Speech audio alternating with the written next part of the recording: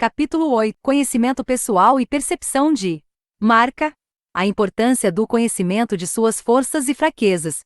Não importa muito em que ponto da carreira você está. Se ainda não ingressou, está ingressando ou já está nela há muitos anos. Precisa conhecer mais do que ninguém suas forças e fraquezas. Precisa conhecer profundamente sua própria marca para ter domínio sobre ela. Se você não tiver um razoável conhecimento de suas forças e fraquezas, corre o perigo de estar com um plano perfeito, no que diz respeito à estrutura, mas frágil quanto ao conteúdo. Poderá estar pondo em prática a maioria dos passos discutidos aqui, e seguindo à risca boa parte das instruções, mas, por não se conhecer, talvez esteja insistindo nos sinais errados, e aí não haverá planejamento estratégico que dê resultados positivos. Se você conhece o inimigo e a si mesmo, não precisa temer o resultado de 100 batalhas. Se você se conhece, mas não conhece o inimigo, para cada vitória ganha sofrerá também uma derrota. Se você não conhece nem o inimigo nem a si mesmo, perderá todas as batalhas. Sun Tzu, general chinês, ano 500 a.C. Parece fácil. Isso parece bastante simples. Você dirá que é a parte mais fácil do processo, mas garanto que não é. Acredito que seja a parte mais difícil e a mais frágil em termos de instrumentos eficazes para avaliação. A gente sempre acha que se conhece e sabe o que as pessoas pensam da gente, mas eu lhe asseguro que é aí que cometemos os maiores erros. As pesquisas de especialistas mostram que temos uma razoável tendência a superestimar nossas potencialidades e capacidades, e isso geralmente nos leva a uma visão embaçada da realidade. Somos condescendentes com nossas fraquezas, mas não com as dos outros. Nossa voz pode ser estridente e irritante, mas, como nos acostumamos com ela, passamos a acreditar que ela representa nossa energia. O auto-engano. Se falamos para dentro, com aquela voz rouca, com o passar dos anos acreditamos que essa deficiência tem um quê de sensualidade, mas às vezes para os outros, pode ser sinal de cansaço e falta de agilidade.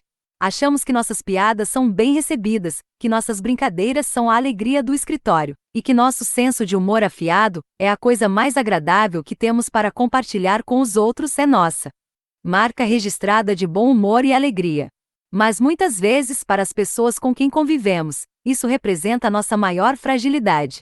Alguns podem interpretar que nunca levamos as coisas a sério e que sempre fazemos piada de tudo.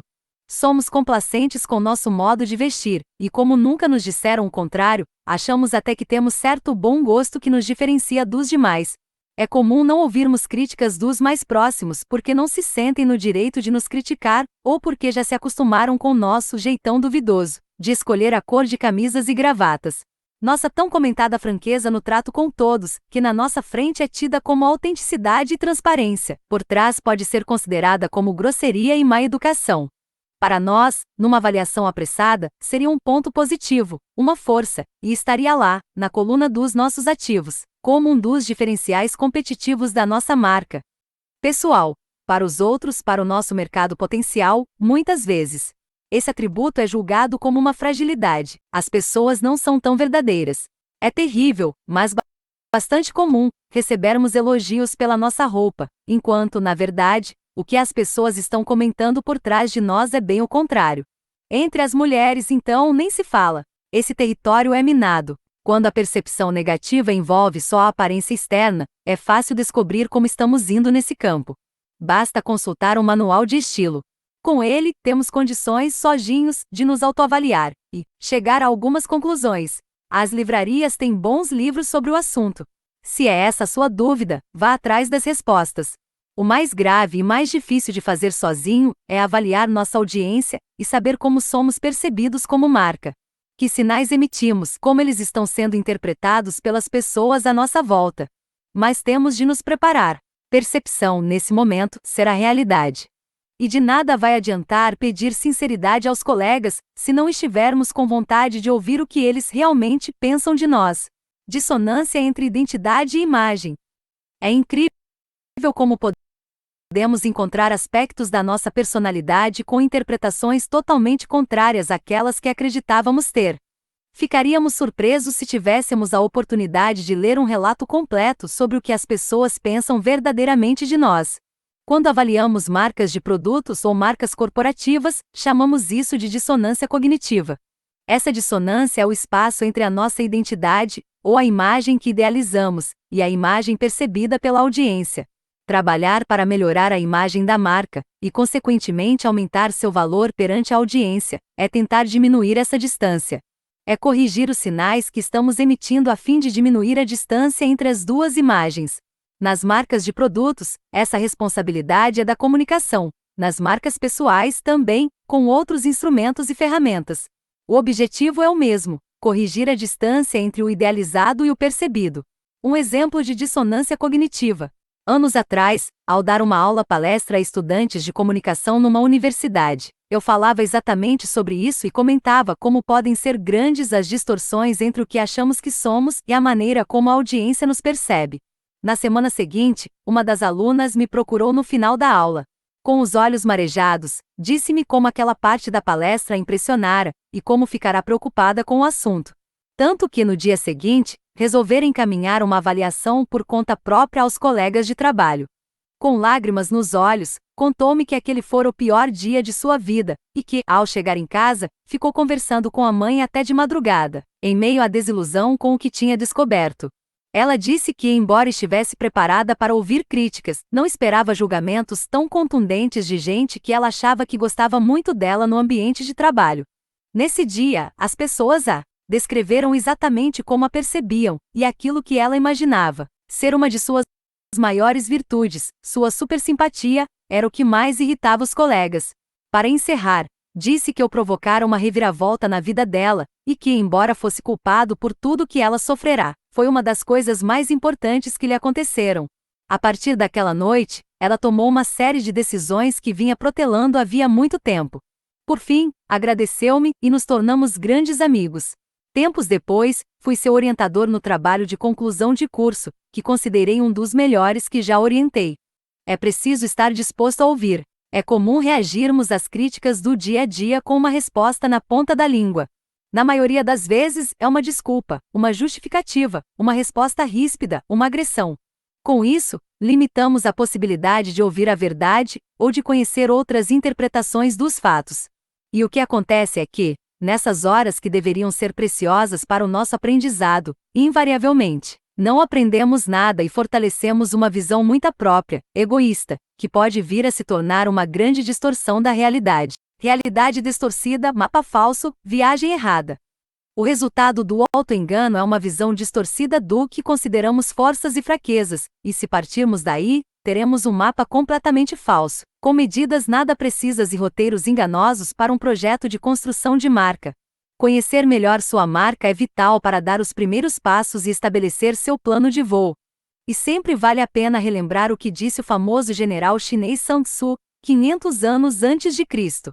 Se você conhece o inimigo e conhece a si mesmo, não precisa temer o resultado de 100 batalhas.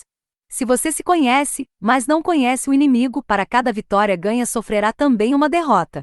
Se você não conhece nem o inimigo nem a si mesmo, perderá todas as batalhas. Muitas vezes, nossas maiores forças, de marca, estão naquilo que não percebemos que talvez nem colocássemos na coluna de ativos da contabilidade de nossa marca. Ao contrário, passamos a subestimar potencialidades e a não nos dar conta de nosso potencial em algumas áreas.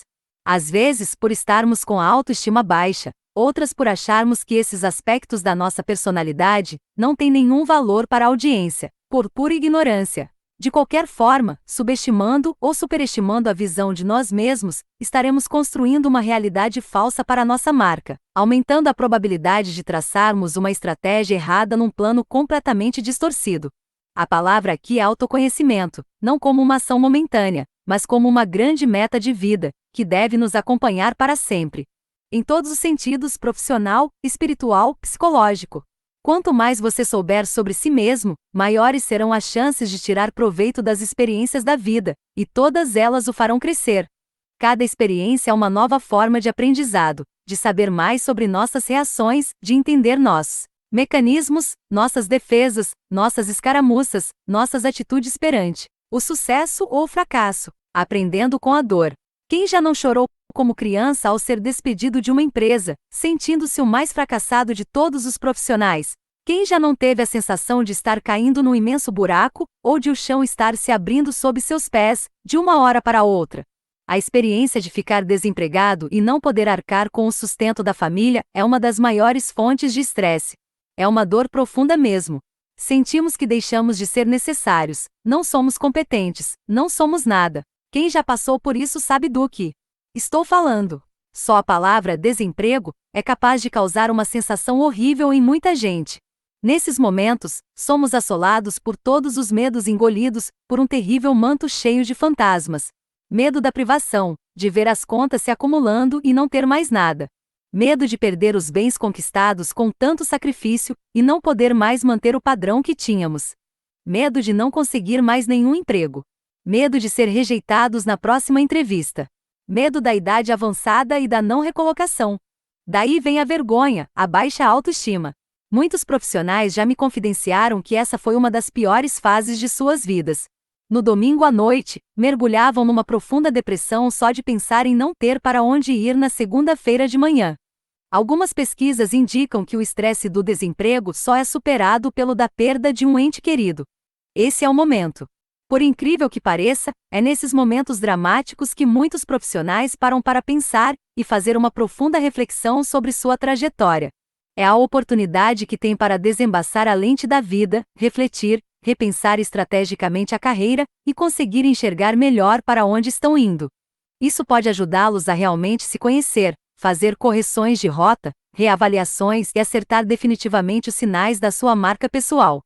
Quantas pessoas, ao deparar com uma grande derrota na carreira, não reconheceram em si uma nova faceta até então desconhecida? Uma força que brotou espontaneamente? Uma atitude positiva totalmente inesperada e uma energia que ninguém sabe de onde veio? Quantas pessoas, diante do desemprego, não refizeram ponto por ponto toda a sua trajetória e conseguiram levantar-se com muito mais força? Quantas pessoas, nesse momento de aprendizado pela dor, não deram a volta por cima e corrigiram suas falhas, continuando fortalecidas na direção certa? Desperdiçar a oportunidade. Mas quantos profissionais já não passaram por momentos dramáticos de profunda dor, e depois de refeitos do susto, esqueceram tudo e voltaram a repetir os mesmos erros? Quantos não aprenderam nada com a experiência dolorosa do desemprego, do rebaixamento, da privação, e na primeira oportunidade voltaram a trilhar o caminho da arrogância e da cegueira? Pois é. Tenho chamado essas fases de grandes momentos da verdade, de nossa carreira. Os fracassos e as quedas muitas vezes são as grandes oportunidades que o destino nos dá para repensar nossas atitudes, é a visão da nossa marca e da vida profissional. Apesar da dor, são os momentos de melhor nitidez para avaliar nossa marca pessoal e os sinais que estamos deixando pelo caminho. Conheço profissionais de todos os calibres e quilates em minha trajetória profissional, e distingo claramente aqueles que utilizam seus momentos da verdade para crescer e aqueles que nunca vão aprender, não importa o que aconteça. Aprender com o problema. Se o seu momento é esse, não perca tempo para começar a fazer essa profunda avaliação de toda a sua trajetória. Comece hoje mesmo, agora. O destino pode estar lhe colocando nas mãos uma das maiores oportunidades de sua marca e de sua carreira. Eu sei que é difícil, mas é necessário. Sem essa reflexão, você poderá continuar cometendo os mesmos erros. Sem essa parada estratégica, talvez continue no caminho errado, dando sinais errados, e se não os corrigir, a situação permanecerá a mesma. Parar os dias e mergulhar nessa avaliação pessoal não é perda de tempo, pelo contrário, pode ser o tempo mais bem empregado para se recolocar no mercado e ajustar os sinais de sua marca pessoal. A cegueira da estabilidade. É uma pena, mas, na maioria das vezes, a estabilidade nos deixa cegos para uma avaliação correta dos sinais que estamos emitindo para o mercado, e acabamos tendo de aprender pela dor. O ideal seria que estivéssemos sempre preocupados com isso, numa eterna avaliação da nossa imagem de marca. Num planejamento estratégico de marca de produtos, isso é feito rotineiramente, como forma de estar atento às movimentações do mercado e da concorrência e às ameaças que possam surgir daí. Nas marcas pessoais isso deveria funcionar da mesma forma. Avaliar, avaliar, avaliar. Avaliar e reavaliar sempre. O que o mercado queria dos profissionais 5 anos atrás é completamente diferente do que quer hoje. Pior do que a estabilidade é o sucesso momentâneo. A estabilidade e o sucesso momentâneo funcionam como uma lente fora de foco para a autoavaliação. Pior do que a zona de conforto proporcionada pela estabilidade é o sucesso momentâneo. Muitos profissionais ficam tão impressionados com seu sucesso na empresa que se esquecem completamente da sua marca pessoal. Esquecem que, por trás do cargo que está escrito no cartão de visita, existe uma marca pessoal, e esta sim é a coisa mais importante a ser trabalhada. No cartão, a marca pessoal adquire um sobrenome, com o status do nome da empresa, só isso, nada mais. O que não podemos esquecer é que os cargos mudam, as empresas mudam, são vendidas, juntam-se a outras, alteram planos, quebram, não precisam mais de você, falham. Sua marca pessoal deve resistir, crescer e prosperar, independentemente das empresas. O que vale aqui é o nome, sua marca, sua reputação, e não o sobrenome da empresa. Muitas vezes, o glamour do cargo, o destaque da posição de comando. As entrevistas na imprensa, o assédio de outros profissionais, os convites para festas e coquetéis embaralham nossa visão a tal ponto que não conseguimos perceber que tudo isso é para o nosso cargo, e não para nós. Por incrível que pareça, o mercado está repleto de profissionais que ingenuamente pensam o contrário. E aí, quando perdem o cargo, termina o sonho, termina a carreira. É como se eles tivessem tirado a máscara que lhes permitia fazer tudo o que queriam. Ficam completamente desestruturados, perdem a marca pessoal. Depois de uma posição cheia de assédio e bajulação, descobrem que viveram uma ilusão, as portas se fecharam e os amigos desapareceram de repente. O triste aí é perceber que os amigos não desapareceram de repente. Seu cargo é que desapareceu. Se esse é o seu caso, infelizmente não eram amigos que você tinha. Eram relações de trabalho com o seu cargo, e não com sua marca pessoal, e só você não se dava conta disso. É chocante? Também acho. E, embora essa situação seja triste e injusta, mais uma vez devo lembrá-lo de que o mercado não é feito somente de justiça. Há um ditado popular que diz mais ou menos o seguinte: o cachorro não abana o rabo para você, mas para o que você tem nas mãos. Ou seja, jamais permita que seu cargo o deixe cego para o que existe de qualidade e de verdade nas suas relações. Jamais permita que o poder e o brilho do seu cargo o impeçam de ver o que acontece com sua marca pessoal. Quem semeia ventos colhe tempestades. Conheço empresários e grandes executivos que se orgulham de ser temidos por sua equipe. Eles cultivam a imagem de arrogantes no trato com funcionários e fornecedores. E sentem prazer com isso, sentem-se poderosos. Orgulham-se de destruir as pessoas pelo poder que têm momentaneamente nas mãos. Isso mesmo, momentaneamente. Nenhuma empresa é indestrutível. Nenhum cargo é vitalício, a não ser que você seja dono de cartório. Tudo é passageiro, e você sabe. Quando semeia ventos, colhe tempestades. Você pode se orgulhar hoje do jeito como trata os menores e mais fracos, mas não se esqueça de que um dia tudo pode mudar, e você talvez precise desesperadamente da ajuda dessas pessoas no futuro. Ao longo dos anos, não foram poucos os casos que presenciei de grandes executivos e empresários que, enquanto estavam no poder, construíram uma imagem de marca de arrogância e megalomania destrutiva. E perderam tudo. Perderam empresa, cargo, poder. Só não perderam o ódio que semearam entre fornecedores, parceiros e funcionários pelos maus tratos que disseminaram no mercado. Invista nas relações de trabalho tratando todos com ética, respeito e consideração, mas jamais se iluda com a ideia de que será tratado sempre da mesma forma. Você vai colher aquilo que vem plantando. Se tem plantado ética, respeito, parceria, justiça, consideração, certamente o universo lhe devolverá isso. Mas não espere que o mercado seja justo. Mesmo assim, seja você pela sua consciência. Isso basta. Tipos de investigação e avaliação de marcas. Para avaliar marcas de produtos no mercado, são utilizadas ferramentas de pesquisa com gente especializada para isso. Marcas de consumo de massa têm mercados gigantescos e necessitam de uma mescla de pesquisas quantitativas e qualitativas. As quantitativas, como o nome já diz, avaliam quantidades maiores de consumidores. Nesse grupo estão as famosas pesquisas políticas que você acompanha nos períodos de eleição. São questionários estruturados e cartões de múltipla escolha, aplicados numa amostra significativa da população. Nesse tipo de pesquisa, descobre-se qual percentual daquela amostra quer este ou aquele candidato, qual é o grau de rejeição e de atração. São feitas simulações estatísticas para chegar a um retrato momentâneo daquela realidade, do candidato preferido ou daquele que tem maiores chances de ser eleito. Nessa abordagem estão também as investigações de marcas mais lembradas pelos consumidores.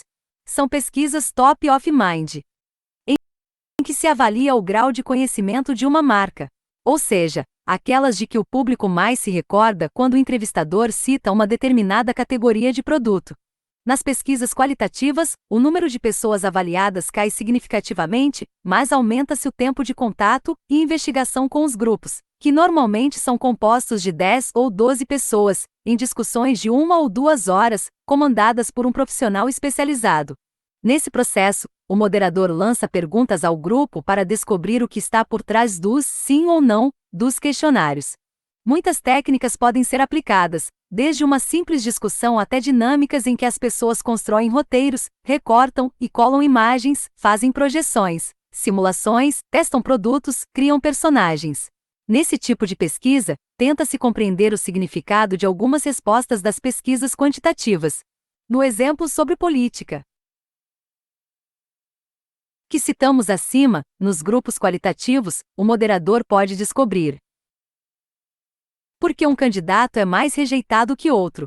Ou seja, ele se concentra em discernir o significado da rejeição ou da atração detectadas nas pesquisas quantitativas. Esse processo também é usado nas enquetes feitas para avaliar que personagens das novelas agradam mais ao público e quais estão prejudicando a audiência pela rejeição. Assim, os que já caíram no gosto popular ganham mais espaço na trama e outros têm seu espaço reduzido. Muitas empresas realizam rotineiramente investigações de mercado para avaliar sua marca e as marcas da concorrência. Com isso, conseguem fazer alterações em posicionamentos, dar embasamento técnico a campanhas de comunicação, detectar oportunidades de mercado, lançar produtos com maior segurança, medir desempenhos, avaliar promoções e esforços de marketing com mais clareza. Avaliação da marca de celebridades. Funciona de forma semelhante, por terem as mesmas necessidades das marcas de mercado. As celebridades precisam ter um grau de conhecimento, de lembrança, de relevância e de reconhecimento da equidade da marca, atributos que a qualificam, que determine seu valor na mente dos consumidores de mercado. Elas podem ser avaliadas como marcas de produtos. É possível descobrir o grau de atração e o de rejeição de uma celebridade, o nível de conhecimento e desconhecimento, familiaridade e idealização, e a partir daí determinar com maior clareza seu valor de mercado. Chamamos isso de valor prêmio. É a partir dele que a celebridade vai negociar a venda de sua imagem num comercial de televisão, no fechamento de um novo contrato, na avaliação de sua capacidade para aumentar a audiência de um programa de televisão ou de uma novela. A avaliação do significado da marca das celebridades. Também se pode mergulhar num outro processo de investigação para descobrir o significado desse valor prêmio. Nesse caso, o objetivo é desvendar os atributos relacionados com a imagem da celebridade e com a imagem de seus competidores no mercado. Esse instrumento é poderoso e resulta em vários mapas em que cada celebridade naquele segmento é posicionada pela percepção da audiência. Por meio de uma ferramenta exclusiva da KeyJump, inteligência, estratégia e branding, nossa empresa de avaliação e estratégia de marcas, denominada Diagnóstico de Percepção de Marca Registrada, detectamos os atributos positivos e negativos associados àquela marca e à marca de seus competidores. Nesse diagnóstico, avaliamos os pontos negativos na imagem de marca e os fatores positivos para atrair o público. Determinamos também qual personalidade domina quais atributos na mente da audiência. De posse dessa análise, podemos iniciar os procedimentos para a correção da imagem pública. A partir desse mapa, trabalhamos com estratégia de marca e com o planejamento dos movimentos táticos que vão impulsionar a carreira e o valor prêmio da marca. Pense na marca Xuxa e imagine que atributos estão associados a ela. Que atributos geram a percepção de valor e quais a afastam de outros públicos? Pense na marca Angélica e imagine que atributos formam sua imagem de marca. O que é igual e o que é diferente na marca dessas duas celebridades cuja carreira é direcionada ao público infantil e juvenil? Que grau de esgotamento cada uma apresenta para o seu público neste momento? Que movimentos poderiam ser implementados para alterar a percepção desse público? Que estratégia poderia ser aplicada a fim de fazer uma migração para outro setor, com segurança? Sem essa avaliação profunda de significado de marca, tudo o que se pode fazer é mera especulação. Se você pensar no valor prêmio de cada uma delas, vai constatar a gravidade de trabalhar dessa forma, e o tamanho do estrago que o movimento errado é capaz de causar na carreira. O valor prêmio das celebridades e o sucesso na carreira. Esse valor prêmio pode ser entendido como a força de sua marca para gerar e impulsionar negócios ou produtos e serviços associados com sua imagem. Ou seja, o tamanho da sua audiência, pessoas que o reconhecem no mercado e que poderão ser impactadas com a sua marca, e a força dessa marca, grau de atração exercido e atributos relacionados, na influência dessas pessoas. Um jogador de futebol que é convocado para jogar na seleção em época de Copa do Mundo, tem seu valor prêmio aumentado significativamente de uma hora para outra. Sua visibilidade dispara e o valor de mercado também. Uma atriz que está tendo um desempenho brilhante numa novela ganha a possibilidade de aumentar as vendas dos produtos a ela associados nesse período. Um cantor que estoura as vendas de um CD também gera instantaneamente um valor maior para sua imagem de marca e para o cachê de seus shows e apresentações. Enfim, cantores, apresentadores, atrizes e atores, gente pública, têm um valor prêmio que precisa ser avaliado e gerenciado para que continuem a valorizar sua reputação. A avaliação de celebridades está concentrada na medida dessa capacidade e no significado da marca. Esse significado ajudará a estabelecer que tipo de exposição de marca é positivo, que tipo de produtos podem ser licenciados, que marcas de produtos e serviços têm um DNA que se ajusta ao DNA da celebridade, provocando sinergia com a audiência. A marca de uma celebridade e você. A diferença entre uma celebridade e você, basicamente, está no tamanho da audiência, ou seja, no tamanho do seu mercado. Enquanto as celebridades terão audiências gigantescas e reconhecimento de sua marca pelos mais diferentes consumidores, sua marca pessoal terá uma audiência limitada ao seu universo de relações pessoais e profissionais. Ou seja, seu mercado terá o tamanho do alcance da visibilidade de sua marca na sua rede de relações. Essa rede é sua audiência. Seus familiares têm uma imagem de marca de você. Seus amigos pessoais têm uma imagem de marca de você. Os amigos dos seus amigos têm uma imagem de marca de você. Seus patrões ou empregados têm uma imagem de marca de você. Seus fornecedores têm uma imagem de marca de você. Seus clientes têm uma imagem de marca de você.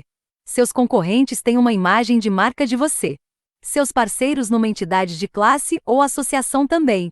E assim por diante. Seu mercado será do tamanho das suas relações. A diferença significativa entre a marca você e a marca de uma celebridade está no fator visibilidade. Enquanto a celebridade pública é conhecida por todo mundo, ou seja, tem alta visibilidade, você tem uma visibilidade restrita à sua rede de relações e ao alcance da sua marca. O que varia é o grau de intensidade dos contatos da sua marca com a audiência. O grau e a intensidade dessa visibilidade, pessoa como marca, numa audiência restrita, seu mercado, sua rede de relações, podem ser tão grandes ou maiores que os de uma celebridade que estamos acostumados a ver somente na televisão. A capacidade de trabalhar os sinais pode ser muito maior, já que a maioria do nosso mercado, nossa audiência, interage quase todos os dias conosco. O que é extremamente vantajoso também pode ser extremamente danoso para nossa imagem de marca.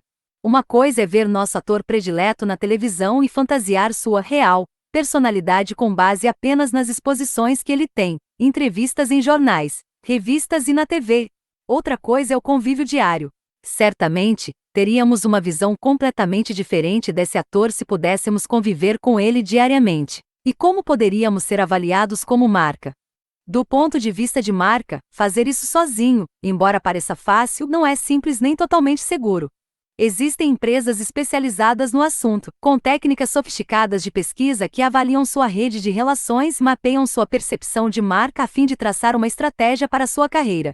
No Brasil, poucas empresas fazem isso com as ferramentas adequadas e a seriedade necessária. A maioria se limita a entrevistar o candidato e fazer encaminhamentos com base nas respostas. Isso exclui a visão de fora, da audiência, que é seguramente a mais importante.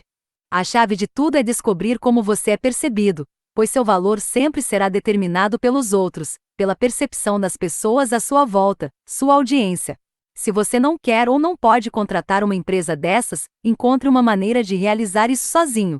Embora sua avaliação talvez não seja tão precisa e técnica, sempre será melhor do que não fazer nada e ficar imaginando como seria. A maioria dos livros sobre gerenciamento de carreira trata isso do ponto de vista interno, ou seja, da sua própria avaliação de forças e fraquezas.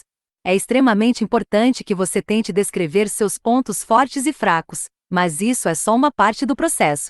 Mesmo assim, acredito que, com um pouco de esforço e boa vontade, podemos ter uma visão bastante próxima da realidade, se seguirmos alguns pontos básicos e tivermos coragem de enfrentar a verdade. Sua autoavaliação na prática. Como ponto de partida, devemos traçar duas visões distintas da nossa marca, uma interna e outra externa. Na visão interna, teremos nossa identidade de marca. Na visão externa, nossa imagem de marca. Há muita confusão entre esses dois conceitos, e é importante saber a diferença entre eles. A primeira, a identidade, é o conceito que traçamos para uma marca, um DNA de marca planejado. Ou seja, aquilo que queremos passar para o mercado, valores e atributos. A segunda, a imagem de marca, é pura percepção. É a maneira como nossa marca é percebida pela audiência, nosso mercado. Na avaliação da marca pessoal, é importante saber como os outros percebem nossa imagem de marca, pois é ela que determinará nosso valor no mercado e afetará consideravelmente nossa reputação. Devemos saber que associações são feitas, que significado de marca está impregnado na mente das pessoas à nossa volta. É esse o objetivo da avaliação externa. O que se faz num planejamento estratégico é, por meio do marketing e da comunicação, aproximar essas duas visões, diminuindo a dissonância cognitiva entre elas. É levar os consumidores a perceberem a marca com o valor que queremos que ela tenha. Na avaliação da marca pessoal, precisamos chegar o mais próximo possível dessas duas visões para dar início a todo o processo. Identidade de marca. Nosso DNA de marca pessoal. Essa identidade pode ser construída num processo simples que consiste em fazer perguntas e encontrar respostas. Um planejamento estratégico deve nascer daí. Pergunta 1. O que lhe dá muito prazer? A primeira pergunta é uma reflexão profunda sobre aquilo que lhe dá muito prazer. Para descobrir, pense em qual foi a última coisa em que seu trabalho estava tão bom que você não viu as horas passarem. Aquilo o absorveu de tal forma que todo o resto não importava mais. A ideia era só terminar aquele projeto. Que coisa era essa? Essa é uma boa reflexão. Pensar no que gostamos muito de fazer dentre as atividades que desenvolvemos durante o dia. Na loucura da rotina de trabalho, realizamos diversas coisas e acabamos não percebendo o que fazemos com muito prazer, e o que fazemos de forma mecânica, porque é apenas uma obrigação. Pare e pense. Pense bastante até descobrir qual é a atividade que, se você fizesse todos os dias, seria um grande prazer. Aquilo que transformaria sua rotina de trabalho.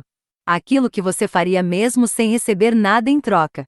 O que você realmente gosta de fazer. Aquilo que parece uma grande brincadeira. A investigação pessoal interna parte daí. Descubra aquilo que você gosta de fazer dentre as suas habilidades. A partir daí podem surgir novas descobertas extremamente interessantes. Em geral, a gente nunca pensa nisso. Permita-se mergulhar em si por um bom tempo. Resgate da memória algumas passagens da sua vida. Não só na sua função atual, mas em toda a sua trajetória profissional. Descobriu? Anote numa folha de papel. Esse será o ponto de partida de tudo. Por quê? Porque não nascemos para sofrer, e sim para ser felizes, e o trabalho e a profissão devem ser um grande exercício de prazer e satisfação com a vida. Talvez isso tenha lhe soado como aquelas ladainhas dos livros de autoajuda. Eu também achei, mas desculpe. Não era essa a minha intenção. Mas não ligue para isso. Eu também detestaria que este livro fosse classificado assim, embora pense realmente que nossa profissão não pode ser um drama de vida eterno. Concorda? Não consigo acreditar que alguém possa sobreviver nessa selva. Levantando todos os dias e saindo para fazer alguma coisa que detesta. Sempre haverá uma chance de mudar, desde que saiba o que realmente lhe dá prazer e satisfação na vida. Você sabe? Embora possa não estar acreditando nisso, porque neste momento sua vida está desabando, você odeia seu chefe. Sua empresa é um péssimo exemplo de RH, e tudo mais, tenha paciência, sempre é tempo de mudar. Não existe idade para recomeçar e ser feliz, desde que você saiba o que quer. Se ainda não reparou, este livro traz essa pergunta, de diferentes formas, desde o capítulo 1. Se você tiver certeza disso, todo o resto será facilitado. Pergunta 2. Como você gosta de trabalhar? Existem pessoas que gostam de trabalhar em diversos projetos simultaneamente, e fazem isso muito bem. Outras preferem terminar uma coisa e só depois fazer outra. Se você der 3 projetos a essa pessoa, ela se atrapalhará e não conseguirá realizar nenhum.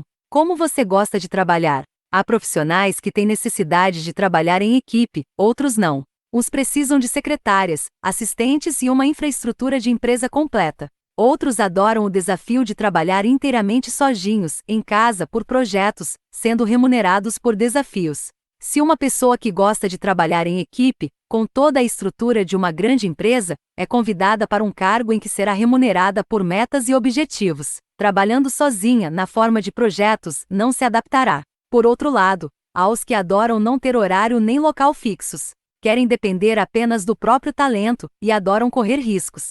Esses geralmente aceitam tranquilamente ser remunerados por resultados. E você? Como gosta de trabalhar? Sozinho ou em equipe? Por metas e desafios? Em casa ou no escritório estruturado? Isso está claro para você. Se ainda não está, pense no seu histórico e nos momentos em que realmente se sentiu em condições de realizar um grande trabalho, foi lá e fez. Como fez e com quem? Anote isso também naquela folha de papel. Será um importante filtro para suas decisões futuras, na hora de fazer escolhas profissionais. Pergunta 3. De que forma? Pense agora como reage às situações do seu cotidiano de trabalho.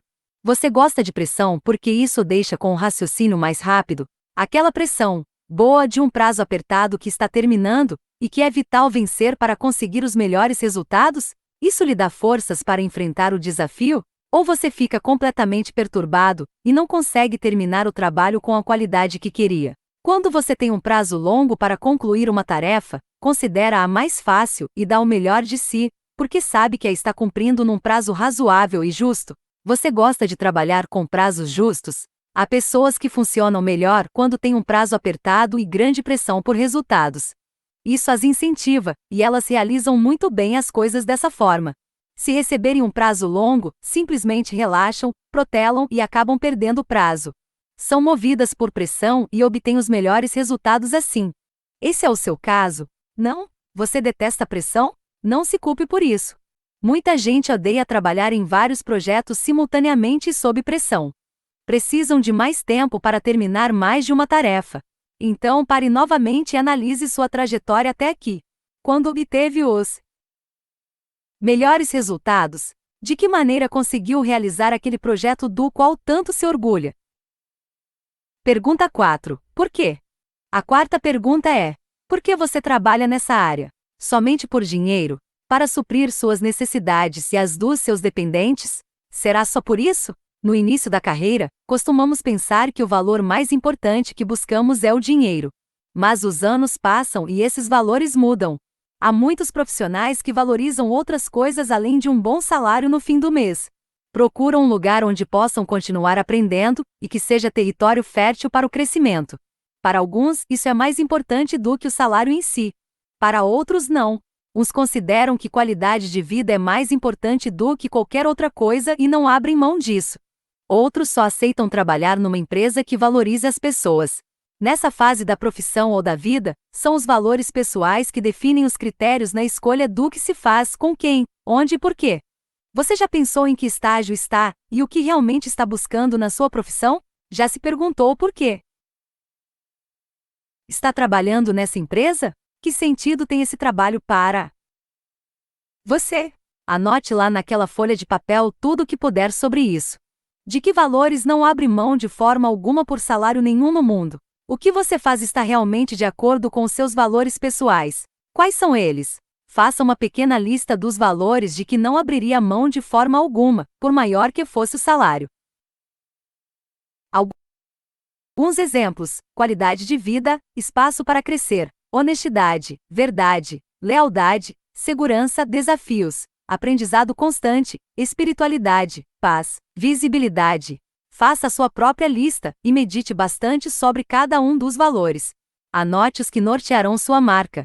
A partir daí, eles serão o filtro para sua tomada de decisões, por isso é muito importante que a lista seja elaborada com base na mais profunda reflexão pessoal. Descreva sua situação atual em no máximo 10 linhas. Como você se sente em relação ao que faz na vida pessoal e profissional? O que lhe dá prazer e o que o deixa desanimado? Pense na empresa em que trabalha ou na sua rotina diária, tomando por base sua lista de valores pessoais. Confronte cada valor para descrever sua atual situação. Avalie se está sintonizado com seus valores ou se tem chance de recuperá-los na posição atual. Descubra as razões da sua satisfação ou insatisfação. O que realmente o incomoda? Reflita sobre isso. Perca bastante tempo nas respostas. Elas são fundamentais para você entender sua situação. Descubra o que realmente o incomoda nessa posição. O problema está no que você faz? É sua escolha profissional que o incomoda? Se for, tem chances de reverter a posição atual de forma positiva. Que alternativas poderiam aumentar seu grau de satisfação? Existe algum espaço para mudança? É possível alcançar essa nova posição sem mudar de profissão? Como? Mudando de posição ou de empresa? Isso realmente mudaria o quadro e você estaria mais próximo dos seus valores? A que preço? Em quanto tempo isso poderia ser feito? Que riscos correria? Se fosse mudar, isso seria possível com a sua trajetória profissional e sua bagagem de habilidades e conhecimentos? Você teria de começar tudo de novo? Em quanto tempo? Com que chances de sucesso? Que riscos correria? Há alguém que tenha conseguido uma virada e lhe sirva de exemplo? Já falou com ele sobre isso? Pense bastante. Esse é um ponto nevrálgico. Você precisa ter muita certeza disso. Não existe posição que não possa ser alterada, mas todas as escolhas e mudanças implicam riscos, e é preciso estar preparado para isso. O problema é a empresa em que você está? Se é isso que realmente o incomoda, pense um pouco mais. O que realmente o incomoda na empresa? Descreva tudo com detalhes. São as pessoas com quem convive? São as chances de crescimento? É a estrutura da empresa? É a cara da empresa? A imagem que ela tem no mercado? É a política de remuneração? É o seu departamento? É a diretoria? São os sócios? São os valores da empresa? É o seu chefe? É você que não se encaixa nela? Avalie as outras empresas do seu segmento. Será que são parecidas? Você realmente sabe o que se passa nas outras empresas da sua área? Será que são diferentes da sua naquilo que o incomoda? Pergunte-se por que em relação a cada uma. Anote as respostas e reflita bem sobre todas.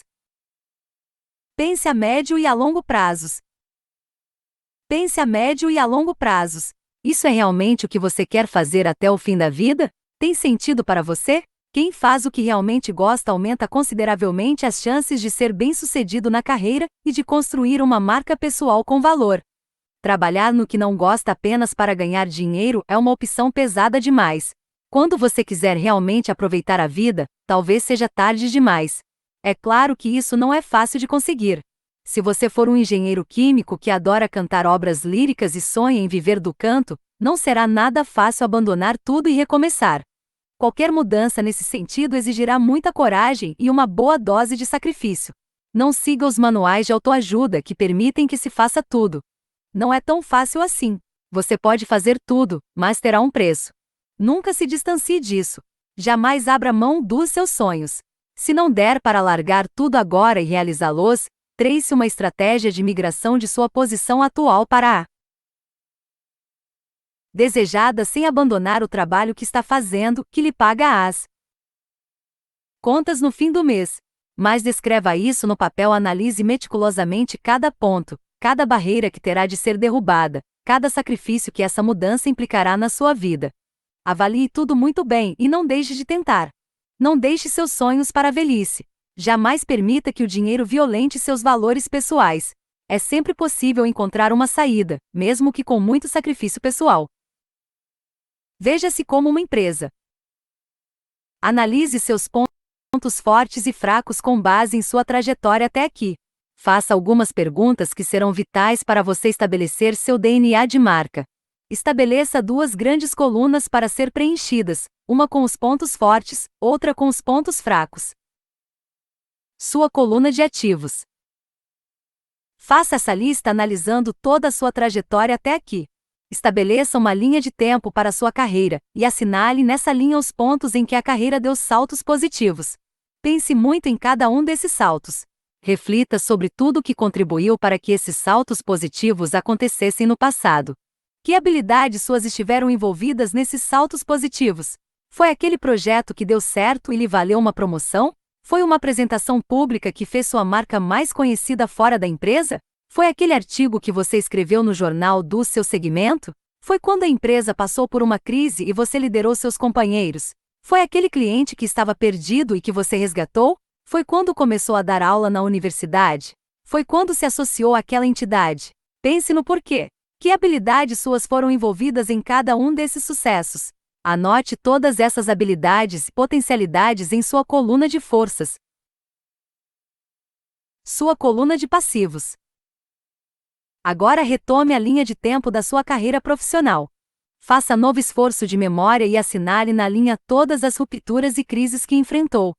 Assinale cada queda, cada retrocesso, cada momento difícil passado até aqui. Faça o mesmo exercício analisando o porquê dessas quedas ou retrocessos. Analise como participou de cada uma delas, que fragilidades suas foram responsáveis por esses momentos. Foi quando perdeu a cabeça com seu diretor e não conseguiu se controlar no meio de uma reunião? Por que isso aconteceu? Foi quando você perdeu aquele cliente importante para a empresa? Por que ele foi perdido? Por que você não conseguiu reverter aquele quadro? Imagem de marca. DNA de marca percebido. E chegamos à segunda grande parte desta avaliação: imagem de marca. É a mais difícil de ser realizada e talvez a mais crucial para quem quer planejar a sua marca pessoal. Trata-se de entender o significado da sua marca em sua rede de relações. Ou seja, desvendar seu DNA de marca no mercado. Como já dissemos, essa parte é a mais difícil de ser realizada sem a ajuda de profissionais. Se você não a fizer, corre o risco de ficar somente com a sua lógica, não perceber as distorções da sua marca e insistir nos erros do passado. Mesmo assim, se você teve paciência e refletiu muito sobre aquela série de questionamentos pessoais que fizemos anteriormente, já será um passo importante. Mas, se quiser estar seguro da sua posição na mente do seu mercado, passemos à etapa seguinte. Nela propomos alguns passos que você poderá trilhar sozinho e que fornecerão informações importantes para o seu planejamento de marca pessoal. Descubra qual é a sua rede de relacionamentos mais próxima. Faça uma lista com cerca de 30 nomes de pessoas e de profissionais que o conhecem bem, de profissionais que o conhecem ou conheceram seu trabalho, e de pessoas que você considera do seu círculo mais íntimo. Dessa lista, prepare 3 outras listas com 10 nomes cada uma, conforme o grau de relação que possuem com sua marca pessoal. Serão 3 grupos: os de profissionais do círculo primário, os de profissionais num círculo mais amplo, secundário, e um terceiro com pessoas muito próximas de você. A primeira lista: profissionais do círculo primário. Esta lista tem de conter pelo menos 10 nomes de profissionais que tiveram contato recente com seu trabalho e com sua marca pessoal.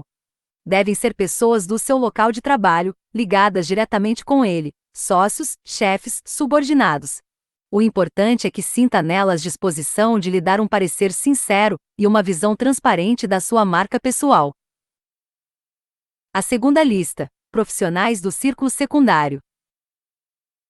Esta lista deve ter 10 nomes de profissionais que já mantiveram contato com você neste ano, ou no máximo nos últimos 2 anos, que já conheceram seu trabalho, mas não mantêm proximidade profissional direta com você, no momento.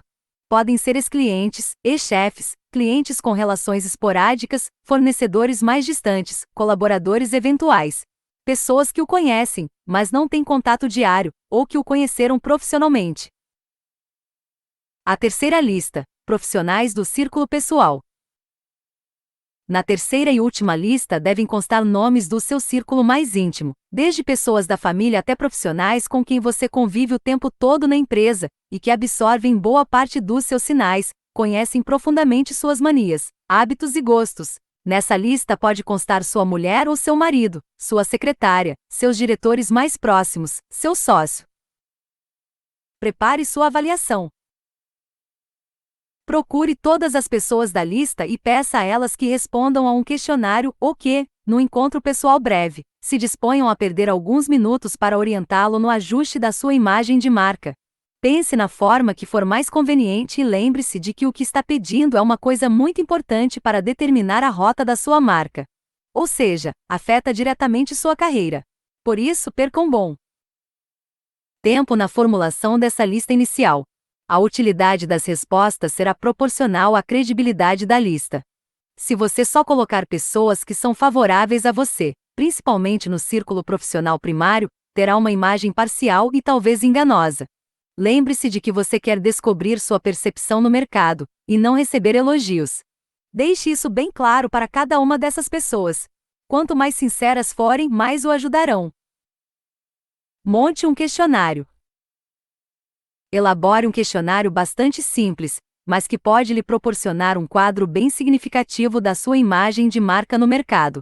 Aqui, trabalhamos com a ideia de fugir do racional e das respostas diretas e permitir que as pessoas façam associações. As questões a responder. Peça ao entrevistado que faça associações entre você e uma série de coisas, situações, objetos, marcas, como nos exemplos a seguir. Se você fosse um animal, que animal seria? Qualquer animal serve. Qual seria? Um cão dinamarquês? Um daqueles pequenos com latidos estridentes? Um cachorrinho de madame? Um Doberman? Se você fosse uma marca de carro, qual seria? Uma caminhonete fora de estrada? Um carro popular? Uma van daquelas enormes para 7 lugares? Um carro luxuoso? De que marca? Um esportivo conversível? Qual? Se você fosse um bairro da sua cidade, qual seria? Se você fosse um restaurante da sua cidade, qual seria? Um daqueles que servem por quilo. Seria um bistrô charmoso? Seria uma churrascaria? Seria um tailandês exótico? Ou ainda uma lanchonete qualquer? Se você fosse uma bebida, que bebida seria? Um uísque 15 anos? Qual? Seria um vinho tinto de uma safra especial? Seria uma cerveja? Seria água mineral? Seria um refrigerante? Qual? Se você fosse um perfume, qual seria? Um importado caro? Qual? Um de uma marca muito charmosa? Qual? Com aroma mais amadeirado? Mais cítrico? Mais floral? Peça à pessoa que liste 5 adjetivos que definam sua marca pessoal, positivos e negativos. Somente 5 para descrever como ela o percebe. Finalmente, peça ao seu entrevistado que crie uma frase ou um pequeno parágrafo, de 3 a 4 linhas, descrevendo você para outra pessoa que não o conheça. Sua avaliação de marca pessoal. Você pode ficar surpreso com o que vai encontrar. Essa técnica permite que a pessoa faça associações livres que proporcionarão importantes respostas para sua imagem no mercado. Os bairros são marcas que acabam agrupando pessoas com interesses e gostos comuns, classes sociais e estilos de vida parecidos e por esse motivo refletem uma imagem de marca. Se você refletir sobre a sua cidade, vai reparar que isso é verdade. E também que os animais são símbolos perfeitos para definir padrões e estilos pessoais que podem orientá-lo quanto à sua percepção. Cada uma dessas questões levará o entrevistado a refletir sobre a imagem de sua marca pessoal. Ao fazer associações, ele não racionaliza nem fica tentando encontrar uma resposta inteligente para descrevê-lo. O importante é que você se concentre em cada resposta e pense muito no que ela significa. Agrupe os conjuntos de respostas e analise o que elas revelam sobre suas restrições e sobre suas vantagens competitivas.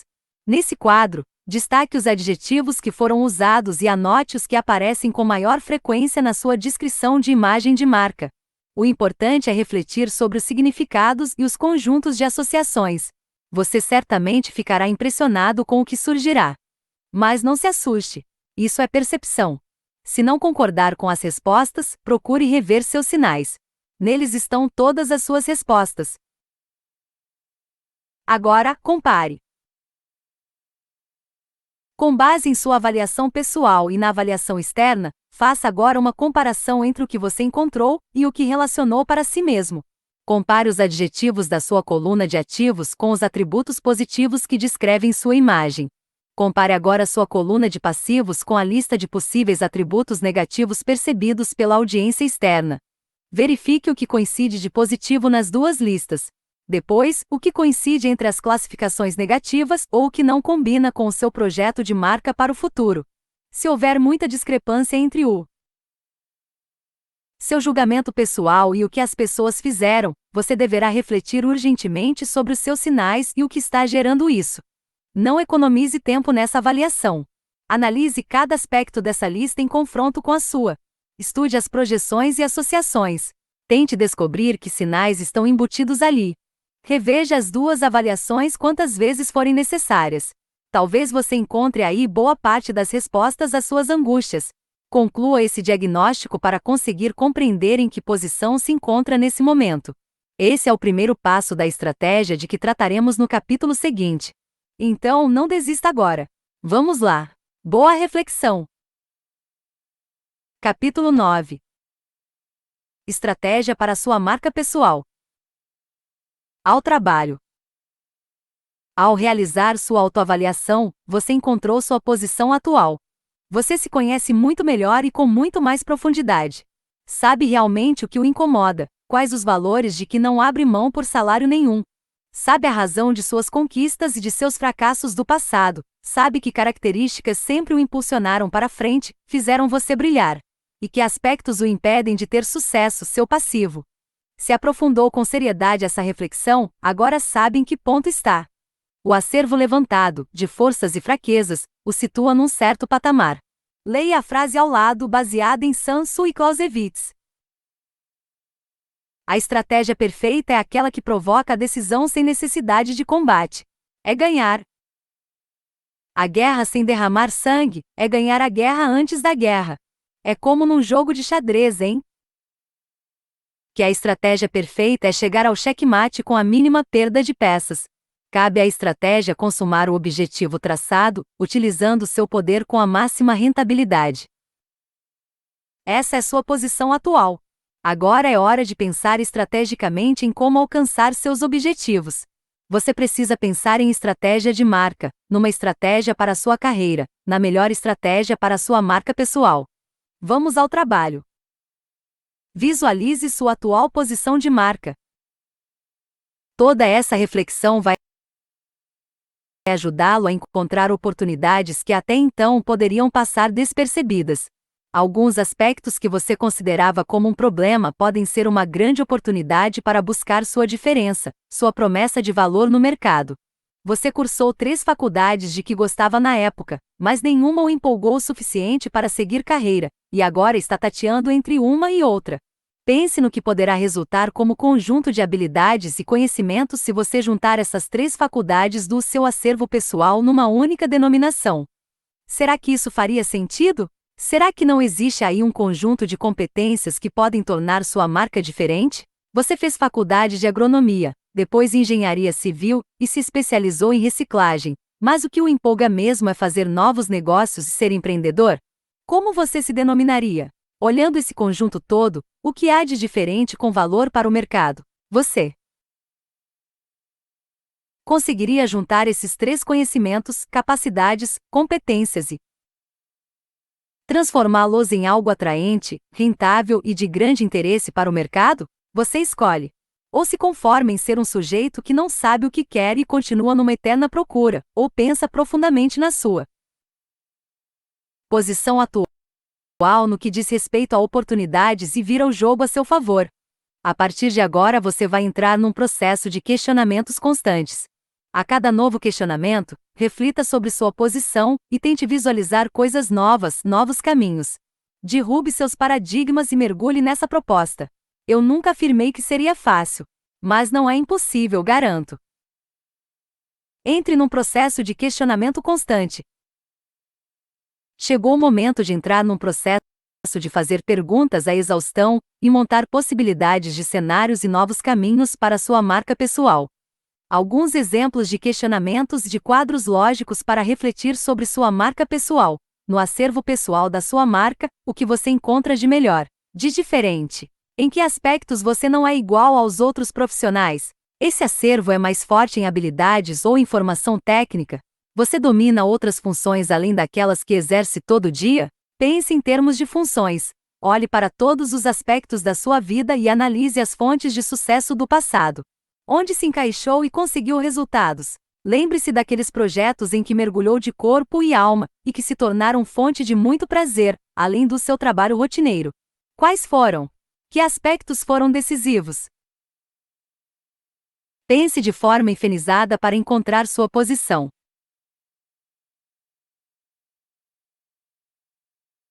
Pense em palavras, formação, habilidades, competências, paixões de forma enfatizada, como se fossem uma mistura que multiplica, potencializa e o torna esse híbrido, completamente diferente de todos os outros. Exemplos: advogado especialista em negociações, iniciador e empreendedor apaixonado por construção de cenários. Médico empreendedor formador de equipes, especialista em saúde pública apaixonado por urbanismo. Arquiteto publicitário promotor de eventos apaixonado por intervenções urbanas. Homem de negócios iniciador filantropo especialista em terceiro setor apaixonado por programas de qualidade. Psicólogo professor agente de mudanças especialista em experiências memoráveis com equipes de vendas.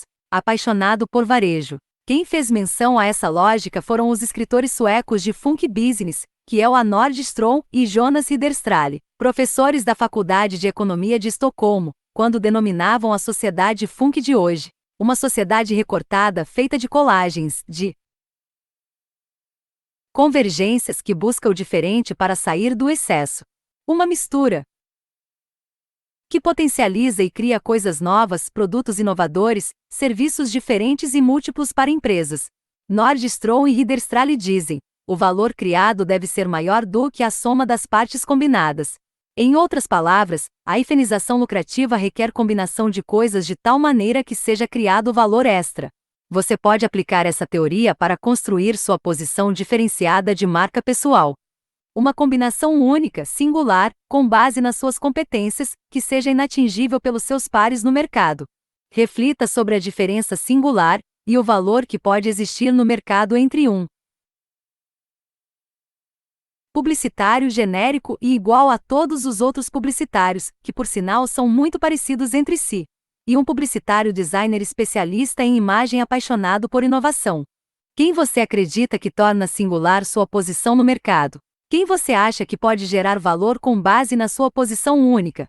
Agora pense: que conjunto de habilidades e especializações podem torná-lo diferente dos seus colegas de profissão e aumentar seu valor no mercado? Você é um advogado tributarista, sócio de um escritório de advocacia, mas o que mais o empolga é o momento da prospecção de novos clientes ou o fechamento do negócio. Como você se denominaria? Em que isso se diferencia de outros milhares de advogados tributaristas com a mesma formação que você, sócios de outros escritórios? Que valor você acha que esse acervo pessoal de marca pode ter para outro negócio que exija conhecimento de leis tributárias e em que o mais importante seja a prospecção e o fechamento de negócios fora da área do direito? Você é um engenheiro civil, mas a parte da sua rotina em que você consegue brilhar mais é o desenvolvimento de um novo empreendimento, ou a discussão do projeto com o empreendedor, ou os financiadores.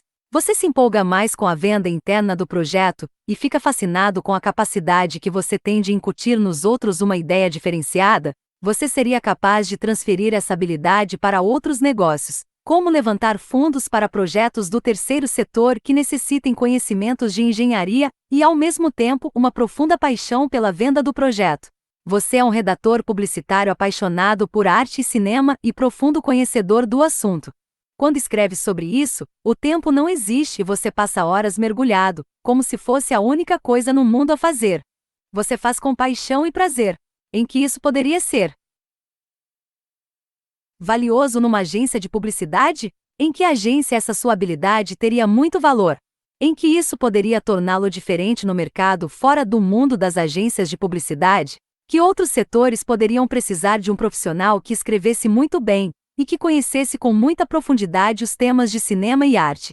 Seria possível migrar para outra posição? Seria possível arriscar uma carreira independente de redator publicitário crítico de arte e cinema? Que funções você executa muito bem, independentemente da sua profissão e do conteúdo técnico, que podem ser transferidas para outro cenário de trabalho? Você é um iniciador ou se julga melhor implementador?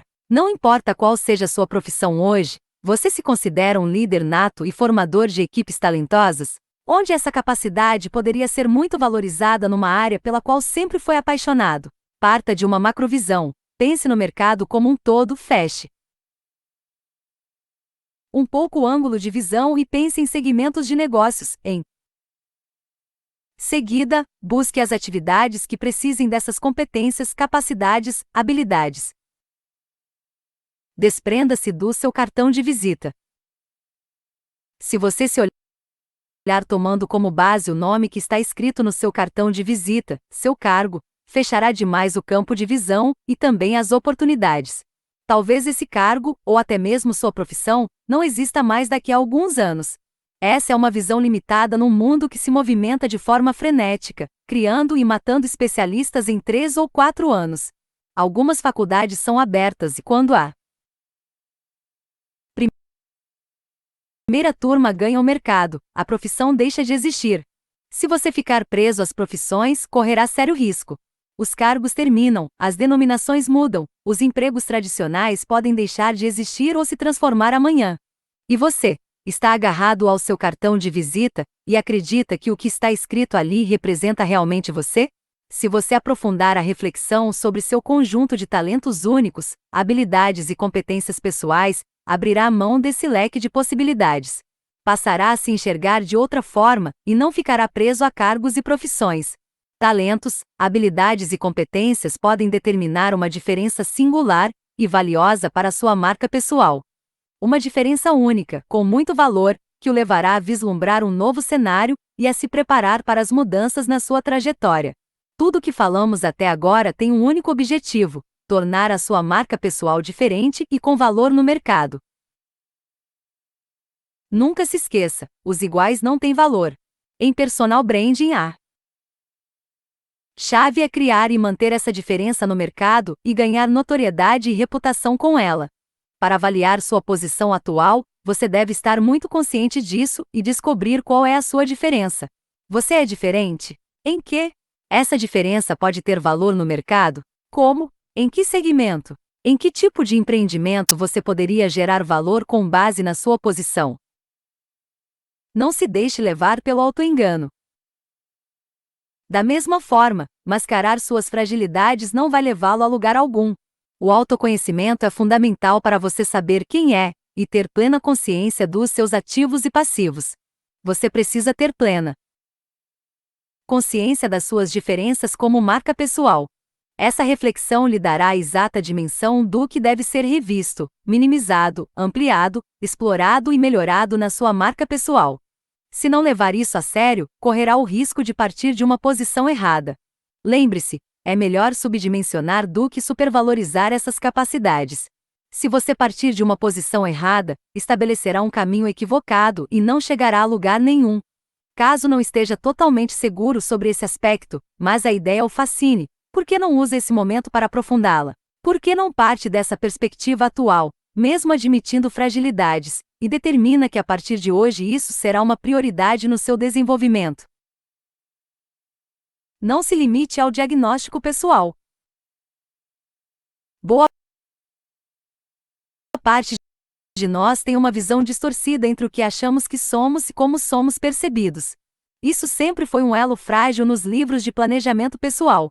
De nada adianta nos supervalorizarmos diante das pessoas se elas têm uma visão completamente diferente da nossa imagem. Essa visão distorcida é bastante comum e muitas vezes é fruto da autoestima elevada e da arrogância. Boa parte da responsabilidade por nossa avaliação está em nossas mãos, desde que haja uma profunda reflexão sobre os motivos dos sucessos e insucessos da nossa trajetória passada. Bom senso e razão são fundamentais aqui. Se não encontrar pelo menos 5 pontos críticos negativos na sua imagem pessoal, é porque você certamente está sendo generoso demais consigo mesmo. Pense bem, pense mais ainda, e volte a pensar uma semana depois. Avalie cada característica positiva e negativa. Não seja severo demais consigo mesmo, mas também não seja complacente com seus defeitos. Reflita e faça perguntas usando adjetivos para caracterizá-lo.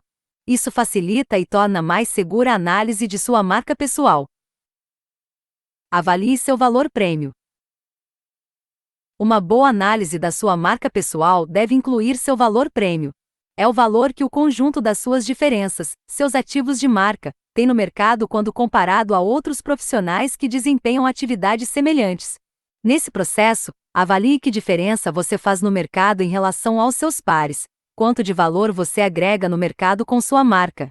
Alguns exemplos de perguntas. Qual é sua diferença em termos monetários para a empresa que o contratar? Quanto você gera de riquezas com seu trabalho? Quanto gera de novos negócios? Ou seja, quanto vale no mercado hoje? Quantas empresas estariam procurando uma pessoa assim como você? Quanto o concorrente estaria disposto a pagar para levar você?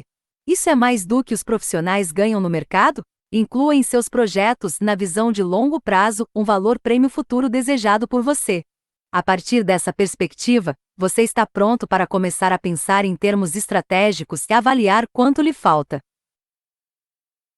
Para chegar lá, calcule quanto ganha atualmente exercendo tal atividade ou função e tente descobrir qual é a média de mercado.